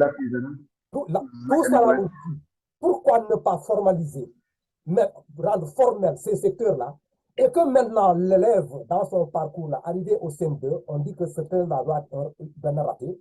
L'élève, là, on va l'orienter tout de suite là, vers une formation professionnelle là, quoi. Qui est quoi? Une école qui est là pour la menuiserie. On peut récupérer cet argent, cet enfant-là. On n'a même pas besoin de trucs là. Un petit niveau de CM2 seulement, l'enfant peut devenir un quelqu'un. Mais il faut que la structure d'accueil là soit déjà présente. Et les conditions sont réunies pour assurer son éducation. Quand il quitte là-bas, il sait qu'il peut fonder un foyer. C'est ça le sens on va. C'est-à-dire c'est bien beau de créer des écoles de formation. Mais ces écoles de formation, quels sont les gens qui vont y aller? Ce sont des gens qu'on demande avec diplôme. Il faut avoir le niveau de la troisième. Il faut avoir le BFM. Il faut avoir ceci et cela. Et ceux qui n'ont pas le niveau de CM2, est-ce que ceux qui sont arrivés au CM2, ils n'ont pas le certificat? Donc, c'est tout ça là, ça part du système. Donc, il y a tellement de choses à faire. Et je vous dis que quand on utilise le système informel du Sénégal, les boulots informels du Sénégal, c'est l'épine dorsale même de l'économie du Sénégal. Mais les Sénégalais ne l'ont jamais exploité. Cette épine dorsale là, qui se trouve ici là, pour fonder l'économie du Sénégal, là, il faut que l'État rende ce système-là formel avec tout ce que ça peut leur prendre maintenant et essayer de lier ce système à l'éducation. Sur le fond, je te dis que aucun enfant ne va traîner. Voilà, maintenant, Konaté, vas-y. Non, je voulais dire, quand tu dis il y a des centres de formation. Vous savez, très souvent, des fois, il y a l'idée qui sort, oui, il faut créer des centres de formation. Mais les centres de formation, il faut les créer là où il y a les besoins. Par exemple, je donne un exemple tout simple. Par exemple, bon, il y a AIBD. Est-ce qu'il ne peut pas y avoir un centre de formation qui tourne aux œufs d'AIBC sur les métiers liés aux métiers aéroportuaires? Ouais. Par exemple, on ne va pas créer les métiers liés aéroportuaires, je ne sais pas moi, à Louga, à Touba, je ne sais pas quoi, alors qu'il n'y a même pas un truc, il n'y a même pas un aérodrome, je ne sais pas quoi. N'est-ce pas? Par exemple, je dis, bébé, mettons en place en Casamance un lycée agricole. Je sais qu'il y a des lycées agricoles. OK? Lycée agricole filles parce que la Casamance s'y prête. OK? Développement durable, je ne sais pas moi, l'huile de palme, on va en créer, je ne sais pas quoi. À Louga, on a donc effectivement des Sénégalais qui ont des cordonniers, effectivement, qui font de très belles chaussures. Est-ce qu'on ne va pas créer une usine de tannerie à Louga, par exemple, parce qu'ils ont besoin de cuir? Mais en fait, les centres de formation, c'est comme ça qu'ils les créent. On ne peut pas les créer en centre de formation comme ça, parce qu'il y a une demande comme ça sur la population. On va créer vaille que vaille. Et très souvent, d'ailleurs, à un moment donné, il y avait beaucoup de centres de formation qui étaient créés à Dakar par des écoles privées ou pas, peu importe. Là aussi, il faut faire extrêmement attention. Parce que, bon, ben, voilà, l'éducation, il faut faire attention. Là où je rejoins aussi Bakary, si on veut embaucher et baisser le chômage là, n'est-ce pas? Il faut travailler sur les petites et moyennes entreprises. C'est eux qui créent de l'emploi. Comme Bakary l'a dit, n'est-ce pas? Au menuisier, on voit bien que bon, il y a des coupes de bois en Casamance, on va créer, je ne sais pas moi, une entreprise pour les coupes de bois. Je ne sais pas moi, Douleur, on va créer, je ne sais pas moi, je sais pas moi, une centre de formation pour l'extraction du pétrole. Il y a des écoles de pétrole, des écoles de gaz qu'on peut créer dans les endroits où on s'y prête. Donc, effectivement, création de richesses, n'est-ce pas? Emploi. Ce ne sont pas les grandes entreprises qui les créent. Ce n'est pas l'État. Parce que l'État n'embauche que très peu. D'ailleurs, tous les contrats qu'on a signés là aux jeunes là. Oui, voilà, le ministre de l'Environnement a besoin de 10 000 gamins là. Ce sont des contrats qui sont précaires. Hein. Une fois qu'ils ont reboisé 10 000 arbres et puis les contrats sont repris, on repart. On repart. L'État n'embauche pas tant que ça. Tous ces contrats-là, ce sont des contrats de contractuels. Mais par contre, les grandes entreprises, eux, ils n'embauchent pas non plus parce qu'eux, ils ont ce qu'il faut. Donc, il faut tabler sur les moyennes entreprises, particulièrement le secteur informel dont Bakary parle. Et je vais dans son sens. Maintenant, on va retourner sur les deux Oui. invités. On revient sur le sujet même de départ là, et tout un chacun va essayer de nous parler maintenant de façon globale. Non, attends, Bakary, le temps, nous sommes pris par le temps là. On va parler de politique externe et interne, et je sais que tout un chacun est venu avec cette idée. Maintenant, je vais revenir parce que nous, on a touché quelques points seulement. Peut-être qu'il y a des idées que d'autres ont voulu développer et on n'a pas touché ça. Voilà, donc je reviens sur le sujet, la politique interne et externe, comment dirais-je là, la politique interne et externe du président de la République. C'est-à-dire, revenez sur ça. Qu'est-ce que vous pensez de ça, quoi? Voilà maintenant le président qui est là, il est en train de gérer sa gestion du pays. Que pensez-vous de sa politique? C'est la question, quoi. Demba, que pensez-vous de la politique du président de la République, externe ou interne? Tout débat que tu veux, toute idée que tu veux donner ici au Sénégalais, là, on t'écoute. Quand tu finis, Youssoufa, vous prenez la politique interne et externe du président de la République. Tout ce que vous pensez, vous le dites. Voilà. Demba. Il y a le ministre qui appelle. Est-ce que Youssoufa peut commencer en attendant? Hein? Oui? Oui, je peux commencer si tu n'es pas prêt. Oh, tu veux que... Voilà. Non, parce qu'il lance pour qu'il puisse... D'accord. Okay. Mais voilà. Moi, Bakary, tu ne m'as pas aidé, mais il veut que je commence sur ce truc. Moi, je vais parler, tu sais, comme tu l'as dit, la politique interne externe, c'est un sujet très large. On ne fera que toucher là où on peut toucher et c'est bon. Voilà. Donc, moi, je vais parler du commencement de ce qui nous a poussé à élire le président Macky Sall, de ses promesses qu'il nous a fait sur Yoonu Yokkute. Ça, c'est quelque chose vraiment que pour moi, c'est typiquement sénégalais. Mais ce que je n'ai pas compris, après, d'un seul coup, une fois qu'il était au pouvoir, d'un seul coup, il a abandonné ce projet pour aller prendre des projets jusqu'à dire Sénégal émergent. Comment tu vas arriver à l'émergence si toi, tu n'as même pas d'abord commencé à... C'est ça là où je n'ai pas compris la politique du président. Je ne sais pas si cette émergence, j'ai vu que émergence, là, tu vas en Côte d'Ivoire, tu trouves là-bas presque tous les colonies, les anciennes colonies africaines, tu vas trouver le même truc d'émergence. J'ai compris que peut-être c'est un truc que l'extérieur nous a imposé nos colonies. Parce que moi, quand je parle de l'émergence au Sénégal, il y a un gars de la Côte d'Ivoire aussi, il m'a dit, ce système-là aussi, il est chez nous. J'ai dit, mais je ne comprends pas pour ça. Donc, moi, je pensais Yoonu Yokkute, c'était un projet, un programme que le président de la République, s'il avait appliqué jusqu'aujourd'hui, peut-être jusqu'à la fin, je ne sais pas si ça va aller jusqu'aujourd'hui, mais jusqu'à la fin, ça allait vraiment apporter beaucoup au Sénégal parce que c'est un plan qui va directement sur le peuple, sur la population, sur le peuple sénégalais. C'est eux les premiers bénéficiaires. C'est là où je ne comprends pas tellement qu'est-ce qui est à l'origine de ce changement. Je pense que Ndemba peut m'expliquer ça encore. Mais si le Sénégal émergent, c'est ça qu'on est aujourd'hui. La population sénégalaise est en train de payer les conséquences de ce Sénégal émergent. Sénégal émergent, quand moi j'ai compris le Sénégal émergent, c'est un Sénégal où il faut faire des stades, il faut créer des terres. Mais je ne dis pas tout ça, c'est pas bon. Hein. Non, c'est très bien. C'est bon. Mais moi, je dis que on est parti, on a commencé par la queue, par la tête, au lieu de commencer par la queue. Tu as vu? Moi, c'est ça que j'ai vu le truc. C'est parce que personne ne peut dire, je ne peux pas dire que ce que le président a fait depuis Diamniadio, la ville de Diamniadio. Je dis que la ville de Diamniadio, bon, je peux un peu critiquer parce que je dis tout Diamniadio, c'est Dakar. Pour moi, ça devait être une ville encore à l'intérieur du pays. Plus loin de Dakar pour pouvoir décentraliser les choses, au moins que Dakar est trop pleine. Il est serré, Dakar est serré. Mais moi, je vois Diamniadio ici, Diamniadio et Dakar, c'est la même chose parce que bientôt, il n'y aura pas de truc.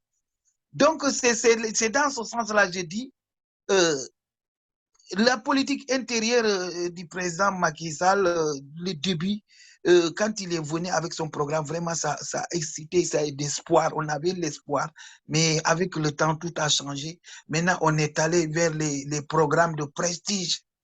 Parce que je dis que si c'est un système que l'Occident lui a donné, surtout la France, ce qu'on voit, c'est un système qu'on prend de l'argent.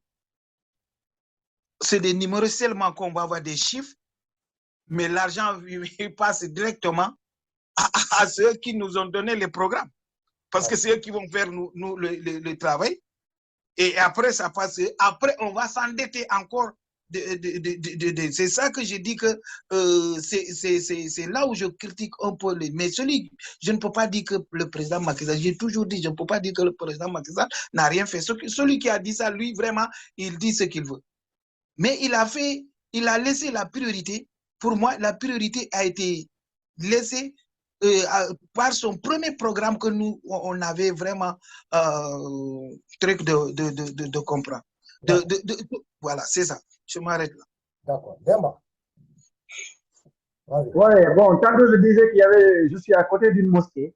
Le muezzin a appelé, c'est pourquoi je ne voulais pas vraiment parler, quoi. C'est pourquoi j'avais donné la parole à Youssoufa, mais c'est pas parce que non, c'est bon, je vais parler, il n'y a pas de problème. Voilà, et en fait, c'était pour dire, peut-être que vous avez mal compris le plan, en fait, le PSE. Mais ce qu'il faut comprendre, c'est que dans ce PSE-là, le Yon Yekouté est inclus dedans. Et c'est tout à fait normal. Parce que le président, lorsqu'il battait campagne, il a battu campagne avec ce programme-là, Yon Yekouté, axe de campagne en 2012. Effectivement, il a mis ces Yon Yekouté-là a été mis en œuvre de 2012 à 2014. C'est que si vous regardez, c'est à partir de 2014 que nous avons le plan Sénégal émergent. Mais quand même, dans le Yon Yokouté, toujours le plan Sénégal émergent, on retrouve en tout cas Yon Yokouté. C'est-à-dire qu'est-ce que le Yon Yokouté, c'était quoi en résumé? C'était quoi? C'était de mettre fin véritablement aux injustices sociales, ça c'est assurer les bases économiques du développement, d'atteindre une meilleure productivité.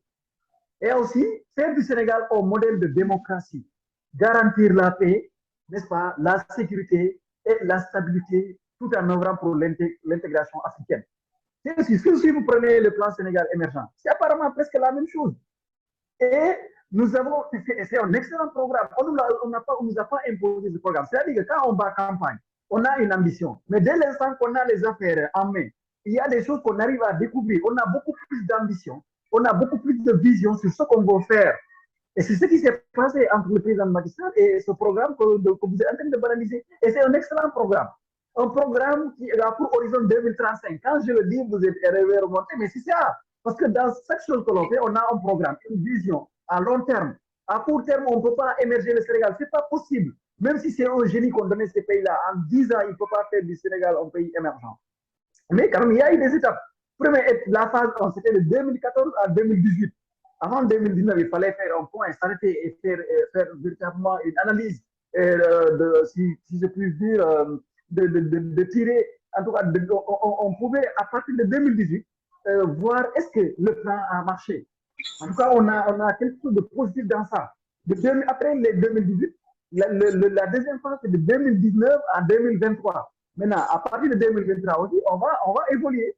C'est comme ça, ainsi de suite, jusqu'en 2035. Ce qui est sûr, le président de la République a dit, en 2035, le Sénégal sera un pays émergent.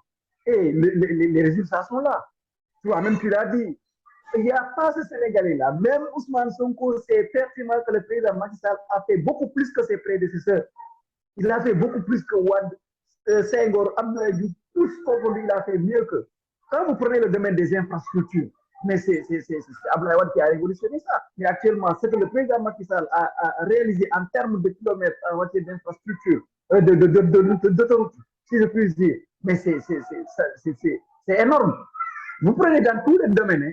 Bon, malheureusement, l'émission ne peut pas nous permettre d'aborder domaine par domaine, mais on sent nettement que nous avons un résultat qui est là.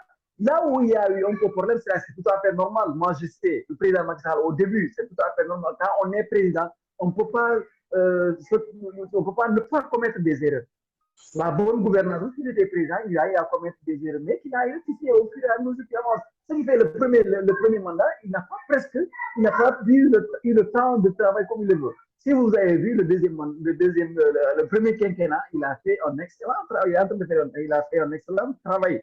Lorsqu'il a été réélu en 2019, il est en train de rectifier beaucoup de choses. Et c'est le même cas avec Abdoulaye Wade aussi. Lorsqu'il a été élu en 2000, c'était tous les problèmes du monde. C'est lors de son deuxième mandat qu'il a eu à faire quelque chose. Donc, c'était la précision que je voulais faire. Donc, voilà. Il y a aucun souci pour ça, mais moi, peut-être que Konaté ne va pas me démentir, mais moi, je sais que quand on parle de Sénégal émergent, et on parle de Yonou Yokouté, je lance vers le truc là, ce que l'autre l'a dit. Parce que moi, je fais partie des gens qui disent que le Yonou Yokouté est le véritable chemin de développement. Je ne parle pas de l'émergence. Hein. Moi, je parle de véritable chemin de développement. L'émergence, c'est autre chose. Hein. Quand les gens vont passer à l'émergence, là, bon, ils ont qu'à définir. Mais le Yonou Yokouté, tel qu'il a été élaboré au départ, et quand le président a commencé, le chemin qu'il avait, pris là, c'était le véritable chemin pour le développement. Ça, c'était clair. Mais maintenant, si le Sénégal émergent vient au top de ça, bon, là, je n'en disconviens pas. Tu as parfaitement raison.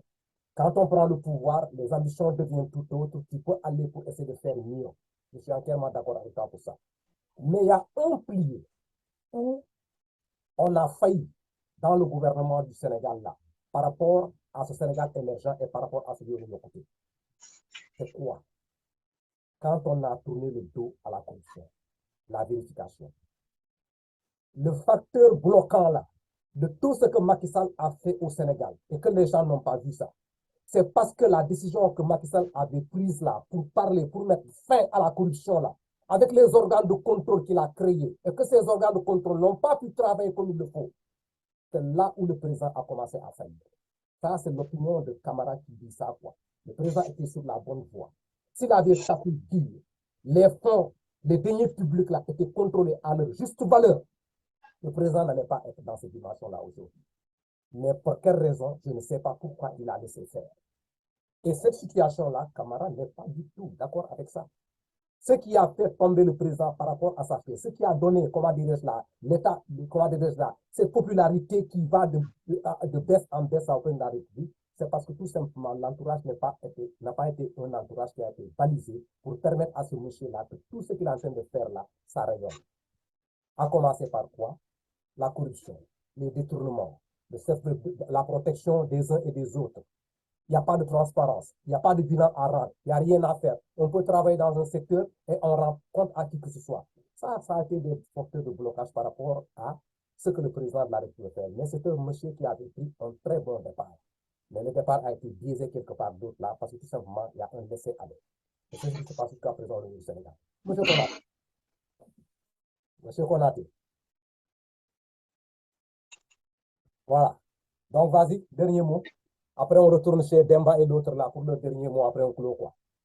Ah, on conclut tout de suite? Ah oui. Mon dernier mot, tu veux dire? Ah, le dernier mot quoi? Bah, moi, le dernier mot, c'est que, bon, on a quasiment tout dit, hein, mais sauf qu'il y a des choses, par exemple, on a parlé d'éducation, c'est une affaire de Khamibi, tout le monde doit mettre la main à la pâte, quoi. Je pense que c'est pas tout simplement le ministre de l'Éducation nationale qui est en charge. Il y a les populations, il y a les familles, il y a les mairies, il y a les associations, il y a des partenaires qu'on peut mettre en contribution. C'est là qu'on peut résoudre un projet éducatif, pas tout simplement concocter les grands projets dans les ministères et les décliner auprès les décliner au niveau des classes en disant, voilà, les enseignants déroulés. Les enseignants, ça se forme aussi. Un enseignant doit se former au sein même de sa discipline. Un enseignant doit se porter dans sa classe aussi, dans la gestion d'une classe. Comme disait tout à l'heure Youssoufa qui disait avec la a mis son sang. Bon, moi, c'est des choses bon, ça dépasse l'entendement. Bon, après, c'est comme ça. Si les enseignants au Sénégal sont assez champions pour former les élèves comme ça, pourquoi pas? Mais bon, je ne pense pas qu'on puisse faire de la pédagogie dans ces conditions-là. Donc, en matière d'éducation, voilà, il faut regarder les programmes aussi. Il faut adapter les programmes par rapport à nos réalités. C'est surtout ça. Histoire, géographie, les maths restent toujours les mêmes, les physiques restent toujours les mêmes, la chimie reste toujours la même, les disciplines technologiques restent toujours les mêmes. Mais il faut qu'on revienne sur les fondamentaux. Ok, d'accord. Voilà. Merci. Demba, dernier mot. Voilà. Non, Bakary, mais je pense qu'il va un peu tôt parce qu'on n'a pas touché même la justice pour aller même on devait toucher un tout petit peu les trucs de l'extérieur, de la politique extérieure, parce que je pense que tu es Youssoufa, on a un temps là. Il y a un temps, hein. Il y a un temps, quoi. Je t'ai donné le truc là, je t'ai dit de parler. C'est-à-dire, c'est ce qui a fait que j'ai choisi ce moment-là pour vous laisser moi, je parle un peu, j'arrête. Je voulais ajouter la justice. J'ai un mot à dire sur la situation extérieure aussi. C'est la question du Mali. On devait le parler. Il n'y a pas de problème. Aussi. Voilà, il fallait profiter de ça, quoi. Quand je t'ai donné la parole là pour tout, résume tout, ce que tu penses, quoi, de la gestion. Il fallait le faire à l'intérieur, quoi. Tu parles de la justice, tu parles de tout. Tu avais un temps bien terminé. Ok. D'accord. Dans ça, vas-y. On revient pour ça. Après, demain aussi va prendre la parole. Parce que je sais que, attends, moi je parle pour que Baldé puisse répondre. Parce que si ça commence à se balder, si je parle, il va vouloir répondre. Ça veut dire, je parle. Parce que je ne voulais pas encore. On a fait un débat vraiment civilisé. Vous êtes dans la manipulation. Il faut pas que je réponde aux accusations que tu vas faire. Je vais répondre, vas-y. Non, je t'ai parlé de l'Union York. Même si je ne suis pas satisfait, je ne veux pas qu'on se tiraille là-bas. J'ai entendu ce que tu as dit. j'ai des mots à dire, mais je sais que le temps ne nous permet pas. Ah, d'accord, d'accord. Donc, je pense qu'on va revenir, il y aura une seconde rencontre encore, ou bien une troisième, pour qu'on puisse aller dans le fond de ce qu'on a touché. Donc, Demba, il veut parler de la justice, quoi. Appréciation par rapport à la justice sénégalaise, quoi. Dans ton point de vue, après, Youssoufa va venir, quoi. Vous savez, ils aiment toujours parler de la justice parce que ben, ils ont démêlé avec Dame Justice. Pour moi, cette question-là, j'ai pas trop de choses à dire là-dessus parce que c'est tellement, je sais pas quoi dire, c'est tellement gênant des fois d'aborder ces questions-là. Mais qu'est-ce que tu penses de l'appréciation des Sénégalais qui disent que la justice, c'est un truc, quoi. C'est-à-dire, c'est à deux vitesses, quoi. On entend ça souvent, les gens dire. Qu'est-ce que toi, tu penses de ça, quoi? Bon, moi, je ne vois pas ça de ce côté-là, sérieusement. Parce que, quoi qu'on puisse dire, c'est quand les gens parlent de justice à deux poids, deux mesures, c'est lorsqu'un opposant, en tout cas, a des problèmes avec la justice, il est condamné, on le critique. Mais lorsque quelqu'un qui est du parti au pouvoir a des problèmes avec la justice et que ce dernier est condamné, les gens finalement ne disent rien. Je vous donne deux exemples. Alors, l'ancien DG du Koudla, tout le monde, en fait, tout le monde le connaît, même l'opposition, comment dire, les gens le connaissent. Mais actuellement, c'est quelqu'un qui est en train de couper en prison. Ça, c'est un cas. Et un autre cas, au niveau local, dans notre département, à Vélingara, quelqu'un avait eu des problèmes avec la justice, il est du parti au pouvoir, quelqu'un de très connu. C'est des trucs de viol, mais il a été arrêté et il a été finalement jugé et libéré. Il se trouvait que c'était des accusations. Oui, donc c'est ça le truc. Là, les gens ne se prononcent pas là-dessus. Ils attendent à ce qu'un opposant ait des problèmes avec la justice pour commencer à critiquer. Moi, je ne suis pas de ces trucs-là. Vous savez, moi, je suis juge de formation. Je ne me prononce pas sur ça parce que tout simplement, je ne suis pas un juge. Et au Sénégal, les gens ont tendance à commettre des erreurs. Ils sont des spécialistes dans tous les domaines. Et il faut qu'on arrête à un moment donné. La justice, il y en a des gens qui gèrent ça.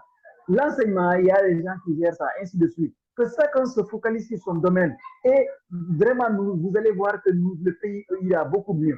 Mais ce n'est pas comme souvent qui est par exemple en France, qui ne sait même pas comment la justice fonctionne au Sénégal. Il dit, bon, parce qu'il y a une décision qui a été rendue en défaveur d'un de ses parents ou en défaveur d'un de ses camarades. Il dit, ouais, la justice sénégalaise, ici ou cela.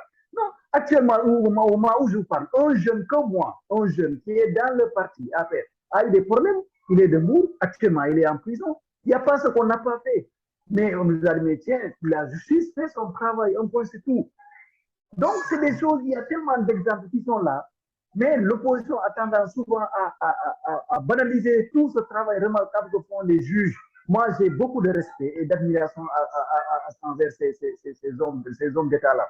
Ils ont jugé, ils ont juré sur leur serment. Mais j'avoue que c'est des gens. On peut se tromper, ça, c'est tout le monde peut se tromper dans son métier ou dans ce qu'il fait. Mais ce que je peux dire, c'est que ces gens-là, il faut qu'on les fasse confiance davantage. Ils sont en train de faire de le mieux. C'est des gens qui sont indépendants. La preuve, je le disais tantôt, à part les inspecteurs des impôts, des vérificateurs, des inspecteurs, on les a mis dans les conditions, on les a mis dans de très bonnes conditions pour, en tout cas, les éviter dans des trucs de corruption. On ne peut pas les corrompre parce que tout simplement, ils ont un bon traitement salarial. Il faut que les gens arrêtent à un moment donné afin qu'on puisse dépasser ces questions-là qui ne font que rabaisser le niveau de notre démocratie, mais aussi qui ne font que nous retarder, en tout cas, dans notre truc d'émergence. D'accord. Ok, Youssoufa. Oui, je suis vraiment découragé de Papis Demba parce que ce qu'il a dit, il a dit comme ça, c'est des choses que le président Macky Sall, quand il était dans l'opposition, a vécu.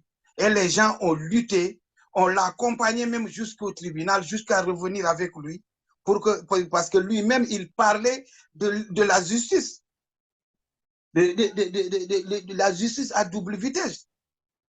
Mais qu'est-ce qui a changé aujourd'hui quand eux, ils sont au pouvoir, ils disent que cette justice n'est plus comme eux le disaient avant. C'est ça le malheur. Il faut qu'on soit vraiment honnête et sincère de ce qu'on dit. Moi, je dis que si quand tu étais là, moi, parce que moi, j'étais sympathisant du parti. Il n'y a pas quelque chose que je n'étais pas à présent. Donc, si aujourd'hui, eux, ils reviennent aujourd'hui pour dire cette justice est bonne, mais je dis que mais vous vous foutez de qui? De la gueule de qui? Il faut vous m'excuser du terme parce que je dis, il faut qu'on se respecte un tout petit peu. Ce qui n'est pas bon, c'est bon. Ce qui est bon, il est bon. Voilà. Maintenant, si je reviens du côté où il dit que la justice marche, je ne sais pas, il y a des gens de leur côté qui a dit, moi, ce n'est pas ça que je parle. Aujourd'hui, les corps contrôlent. Il y a combien de dossiers qui ont été classés pour des gens qui sont des hauts cadres, qui sont dans les membres du gouvernement? Certains même ont été pris en flagrant délit. Aujourd'hui, ils les ont libérés. Il faut semblant pour calmer les gens, mais ce n'est pas les mettre en prison, les caser tout petit peu, et après les libérer, ils sont anti. Ils sont libres jusqu'à même se prononcer à être candidat encore. C'est ça qui est malheureux pour nous. Et puis je dis que la justice, c'est le socle du pays. Si la justice ne marche pas, le pays ne marchera pas. Je peux dire que c'est le moteur de l'État. C'est le moteur. La justice devait être une justice indépendante. Je ne parle pas des magistrats. La magistrat, on a des gens qui ont fait de très bonnes carrières et puis ils n'ont pas changé de vie. Mais il y a on nomme que des gens qui ont renoncé à leur profession. Ils ont renoncé. C'est les gens qui ont géré, mais après ils ont renoncé. Aujourd'hui, je donne l'exemple du ministre de l'Intérieur. Mais jusqu'à présent, il ne nous a pas cité s'il est toujours magistrat ou bien il n'est plus là-bas. Mais il est libre, il est libre de faire ce qu'il veut. Et puis la loi lui a dit, il faut que tu te soutiens. Donc, quand il veut parler de problème, moi je ne vais pas parler de problème de viol parce que je sais que ça a rabaissé le Sénat, ça a fait une honte partout. Parce que même un gosse de rien du tout qui n'a même pas fait, moi qui n'ai pas fait ce métier, je sais que ce sont des procès politiques. Mais vouloir vraiment écarter une personne de la course présidentielle parce qu'il gêne, parce qu'il serait président, c'est à cause de ça qu'il a été victime de ça. Et ceux qui voulaient se venger de lui parce qu'il les a carrément indexés en leur disant qu'ils ont détourné tant de milliards. C'est comme ça que ça s'est passé. Et aujourd'hui, tout est sorti, même si tu n'es pas tu n'es pas au Sénégal, tu sais ce qui se passe réellement. Ça, comment on peut prendre un truc pareil, toujours insister sur ça? Ça n'a même pas de rapport à quelqu'un qu'on a pris, comme lui, il est en train de citer, quelqu'un qu'on a pris ailleurs avec une femme, la femme l'a accusé directement. Je vois, d'accord. Il y a encore suivi. Voilà. Donc, on parle de justice là. Bon, il ne faut pas personnaliser le truc là. Quoi. Non, parce que c'est là-bas il parle de viol, ainsi de suite. J'ai dit, c'est ça le problème. Moi, je ne devais pas toucher ce côté-là. Parce que moi, je parle de la justice. Eux, on était avec eux avant de partir. C'est ce qu'on se lamentait quand on était dans l'opposition, nous tous avec le président de la République. Et aujourd'hui, on voit que ça, c'est normal. Il faut que ça cesse. Il faut que ça cesse. Ce qui n'est pas normal depuis qu'il était qui était à l'opposition, quand il est au pouvoir, ce n'est pas normal. D'accord. Il faut qu'on l'accepte. Mais je ne parle pas à nos magistrats parce que l'objectif à détourner notre justice. C'est ça le problème. Il est tellement infiltré parce qu'ils sont tous des politiques. Ils sont des politiciens actuellement, ils ne sont pas des juges. C'est ça le malheur de notre... Et puis, si ce n'est pas réglé, je dis que je ne le souhaite pas, on va vers des affrontements encore qu'on ne souhaite pas. On ne le souhaite pas. Moi, je ne le souhaite pas. Je ne suis pas violent. On dit aujourd'hui les gens de passé sont violents, mais si quelqu'un se voit vraiment, on a banalisé aujourd'hui la prison jusqu'à ce que les gens maintenant, avant quand nous on entend les corps là, vraiment, quand tu entends même le bruit de leur voiture, tu disparais depuis longtemps.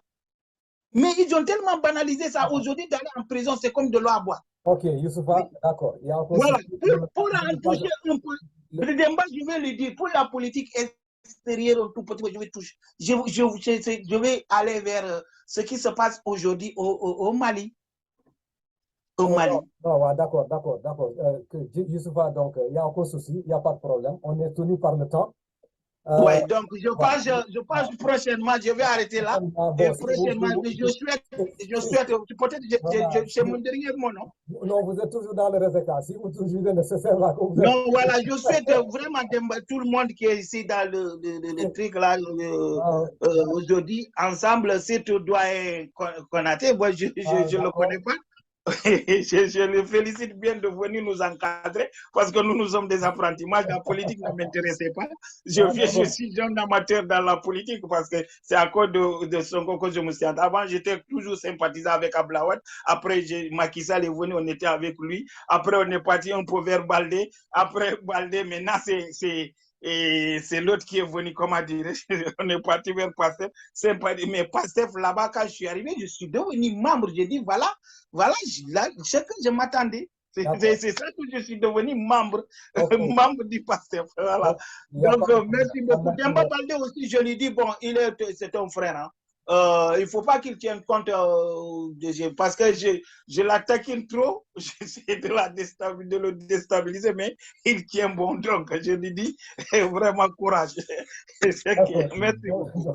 Donc, il n'y a pas de problème. Mamadou Konaté compte une seconde, quoi, parce que, comment on l'appelle, comme tu avais conclu, après, ils ont pris encore là. Moi, je une seconde là pour rebondir par rapport à cette problème de justice là. Et puis, on conclut le débat, quoi. Mais tu sais, c'est compliqué. Hein? Moi, je dis tout simplement, la République affirme le droit et impose le devoir. Le devoir de tout son chacun, c'est de croire en justice. Après, bon, voilà, les décisions sont rendues, que nous soyons d'accord ou pas, peu importe. Voilà. Il faudrait que la démocratie s'exprime, il faudrait que l'état de droit s'exprime. Voilà. À partir du moment où il n'y a pas d'état de droit, la démocratie ne peut pas s'exprimer comme il se doit. La démocratie, on doit la vivre. L'état de droit aussi, on doit la vivre. C'est certainement ça. Voilà. Après le reste, tu sais, chacun va de son commentaire. Ok, il n'y a aucun souci. Merci beaucoup, Konak. Merci, Demba. Merci, Youssoufa. Merci, Konaté. Et je crois que bon, le débat a été un débat intéressant quand même. Et je vous remercie. Le plateau priorité, ça se trouve ici. C'est pour tout le monde, hein, Demba. Il n'y a aucun souci. Hein. S'il y a des trucs là, des sujets là, on veut débattre là, on vient sur ce plateau et on parle. C'est ce qu'on fait le dimanche. Il n'y a pas de souci. Je n'avais pas le temps. Maintenant, voilà, on viendrai tout. On vient, on discute, on balance ça dans l'air là, et puis chacun rentre tranquillement chez lui, quoi. Demba, tu sais, on n'est pas des monstres dans priorité. Hein. Si tu avais des idées préconçues sur les débatteurs de priorité, c'est pas ça. Ici, chacun dit sa pensée, chacun dit ce qu'il pense. Et puis le débat, c'est comme ça. Et puis bon, dans le respect des uns et des autres. Après, que nous soyons d'accord ou pas. Mais je pense qu'on n'est pas obligé d'être d'accord sur tout, mais sur l'essentiel, oui. Le Sénégal, voilà. Puis voilà, c'est tout. Donc, on n'a qu'à souhaiter au président de la République la bonne chance là, sur cette équipe-là, équipe pour nous choisir nous. Limutu Sentu, yalla ko yalla taxawal, et que les gens qui ont été, comment dire, la choisi, nous def 5e kattan pour nous liggéey pour la population, quoi. Et moi, je fais confiance à l'autre là, au premier ministre là, parce que dans le tout début, j'avais voulu donner mon intervention, mais après j'ai été coupé, parce que je sais que c'est une personne, quelqu'un d'autre a dit ici, qu'il est approuvé presque par la majeure partie des Sénégalais. De muy dëgg tamit, parce que boo xoolee, quel que soit ce qui se passe dans la scène politique là, de toutes les tensions qui sont ici là, c'est un monsieur qui a vraiment su maintenir de bons rapports avec les gens de l'opposition. Donc, il peut servir de tremplin par rapport à sa position devant les Sénégalais par rapport à cette situation-là pour au moins créer une baisse de tension là, quoi, pour amener espoir pour tout le monde, quoi. On a monde dans une possibilité de féliciter vraiment le travail qu'on lui a confié, nous qu'on mener à bonne fin, quoi. On l'a demandé, comment dirais-je là, à tout un chacun là, mal et lui remercier, bien féliciter encore une fois de tout ça pour le courage de la lumière, pour nous, on est ensemble, c'est le réseau actif, tu vois. Donc, il y a encore souci. Merci beaucoup. Allez, à bientôt. Youssouf.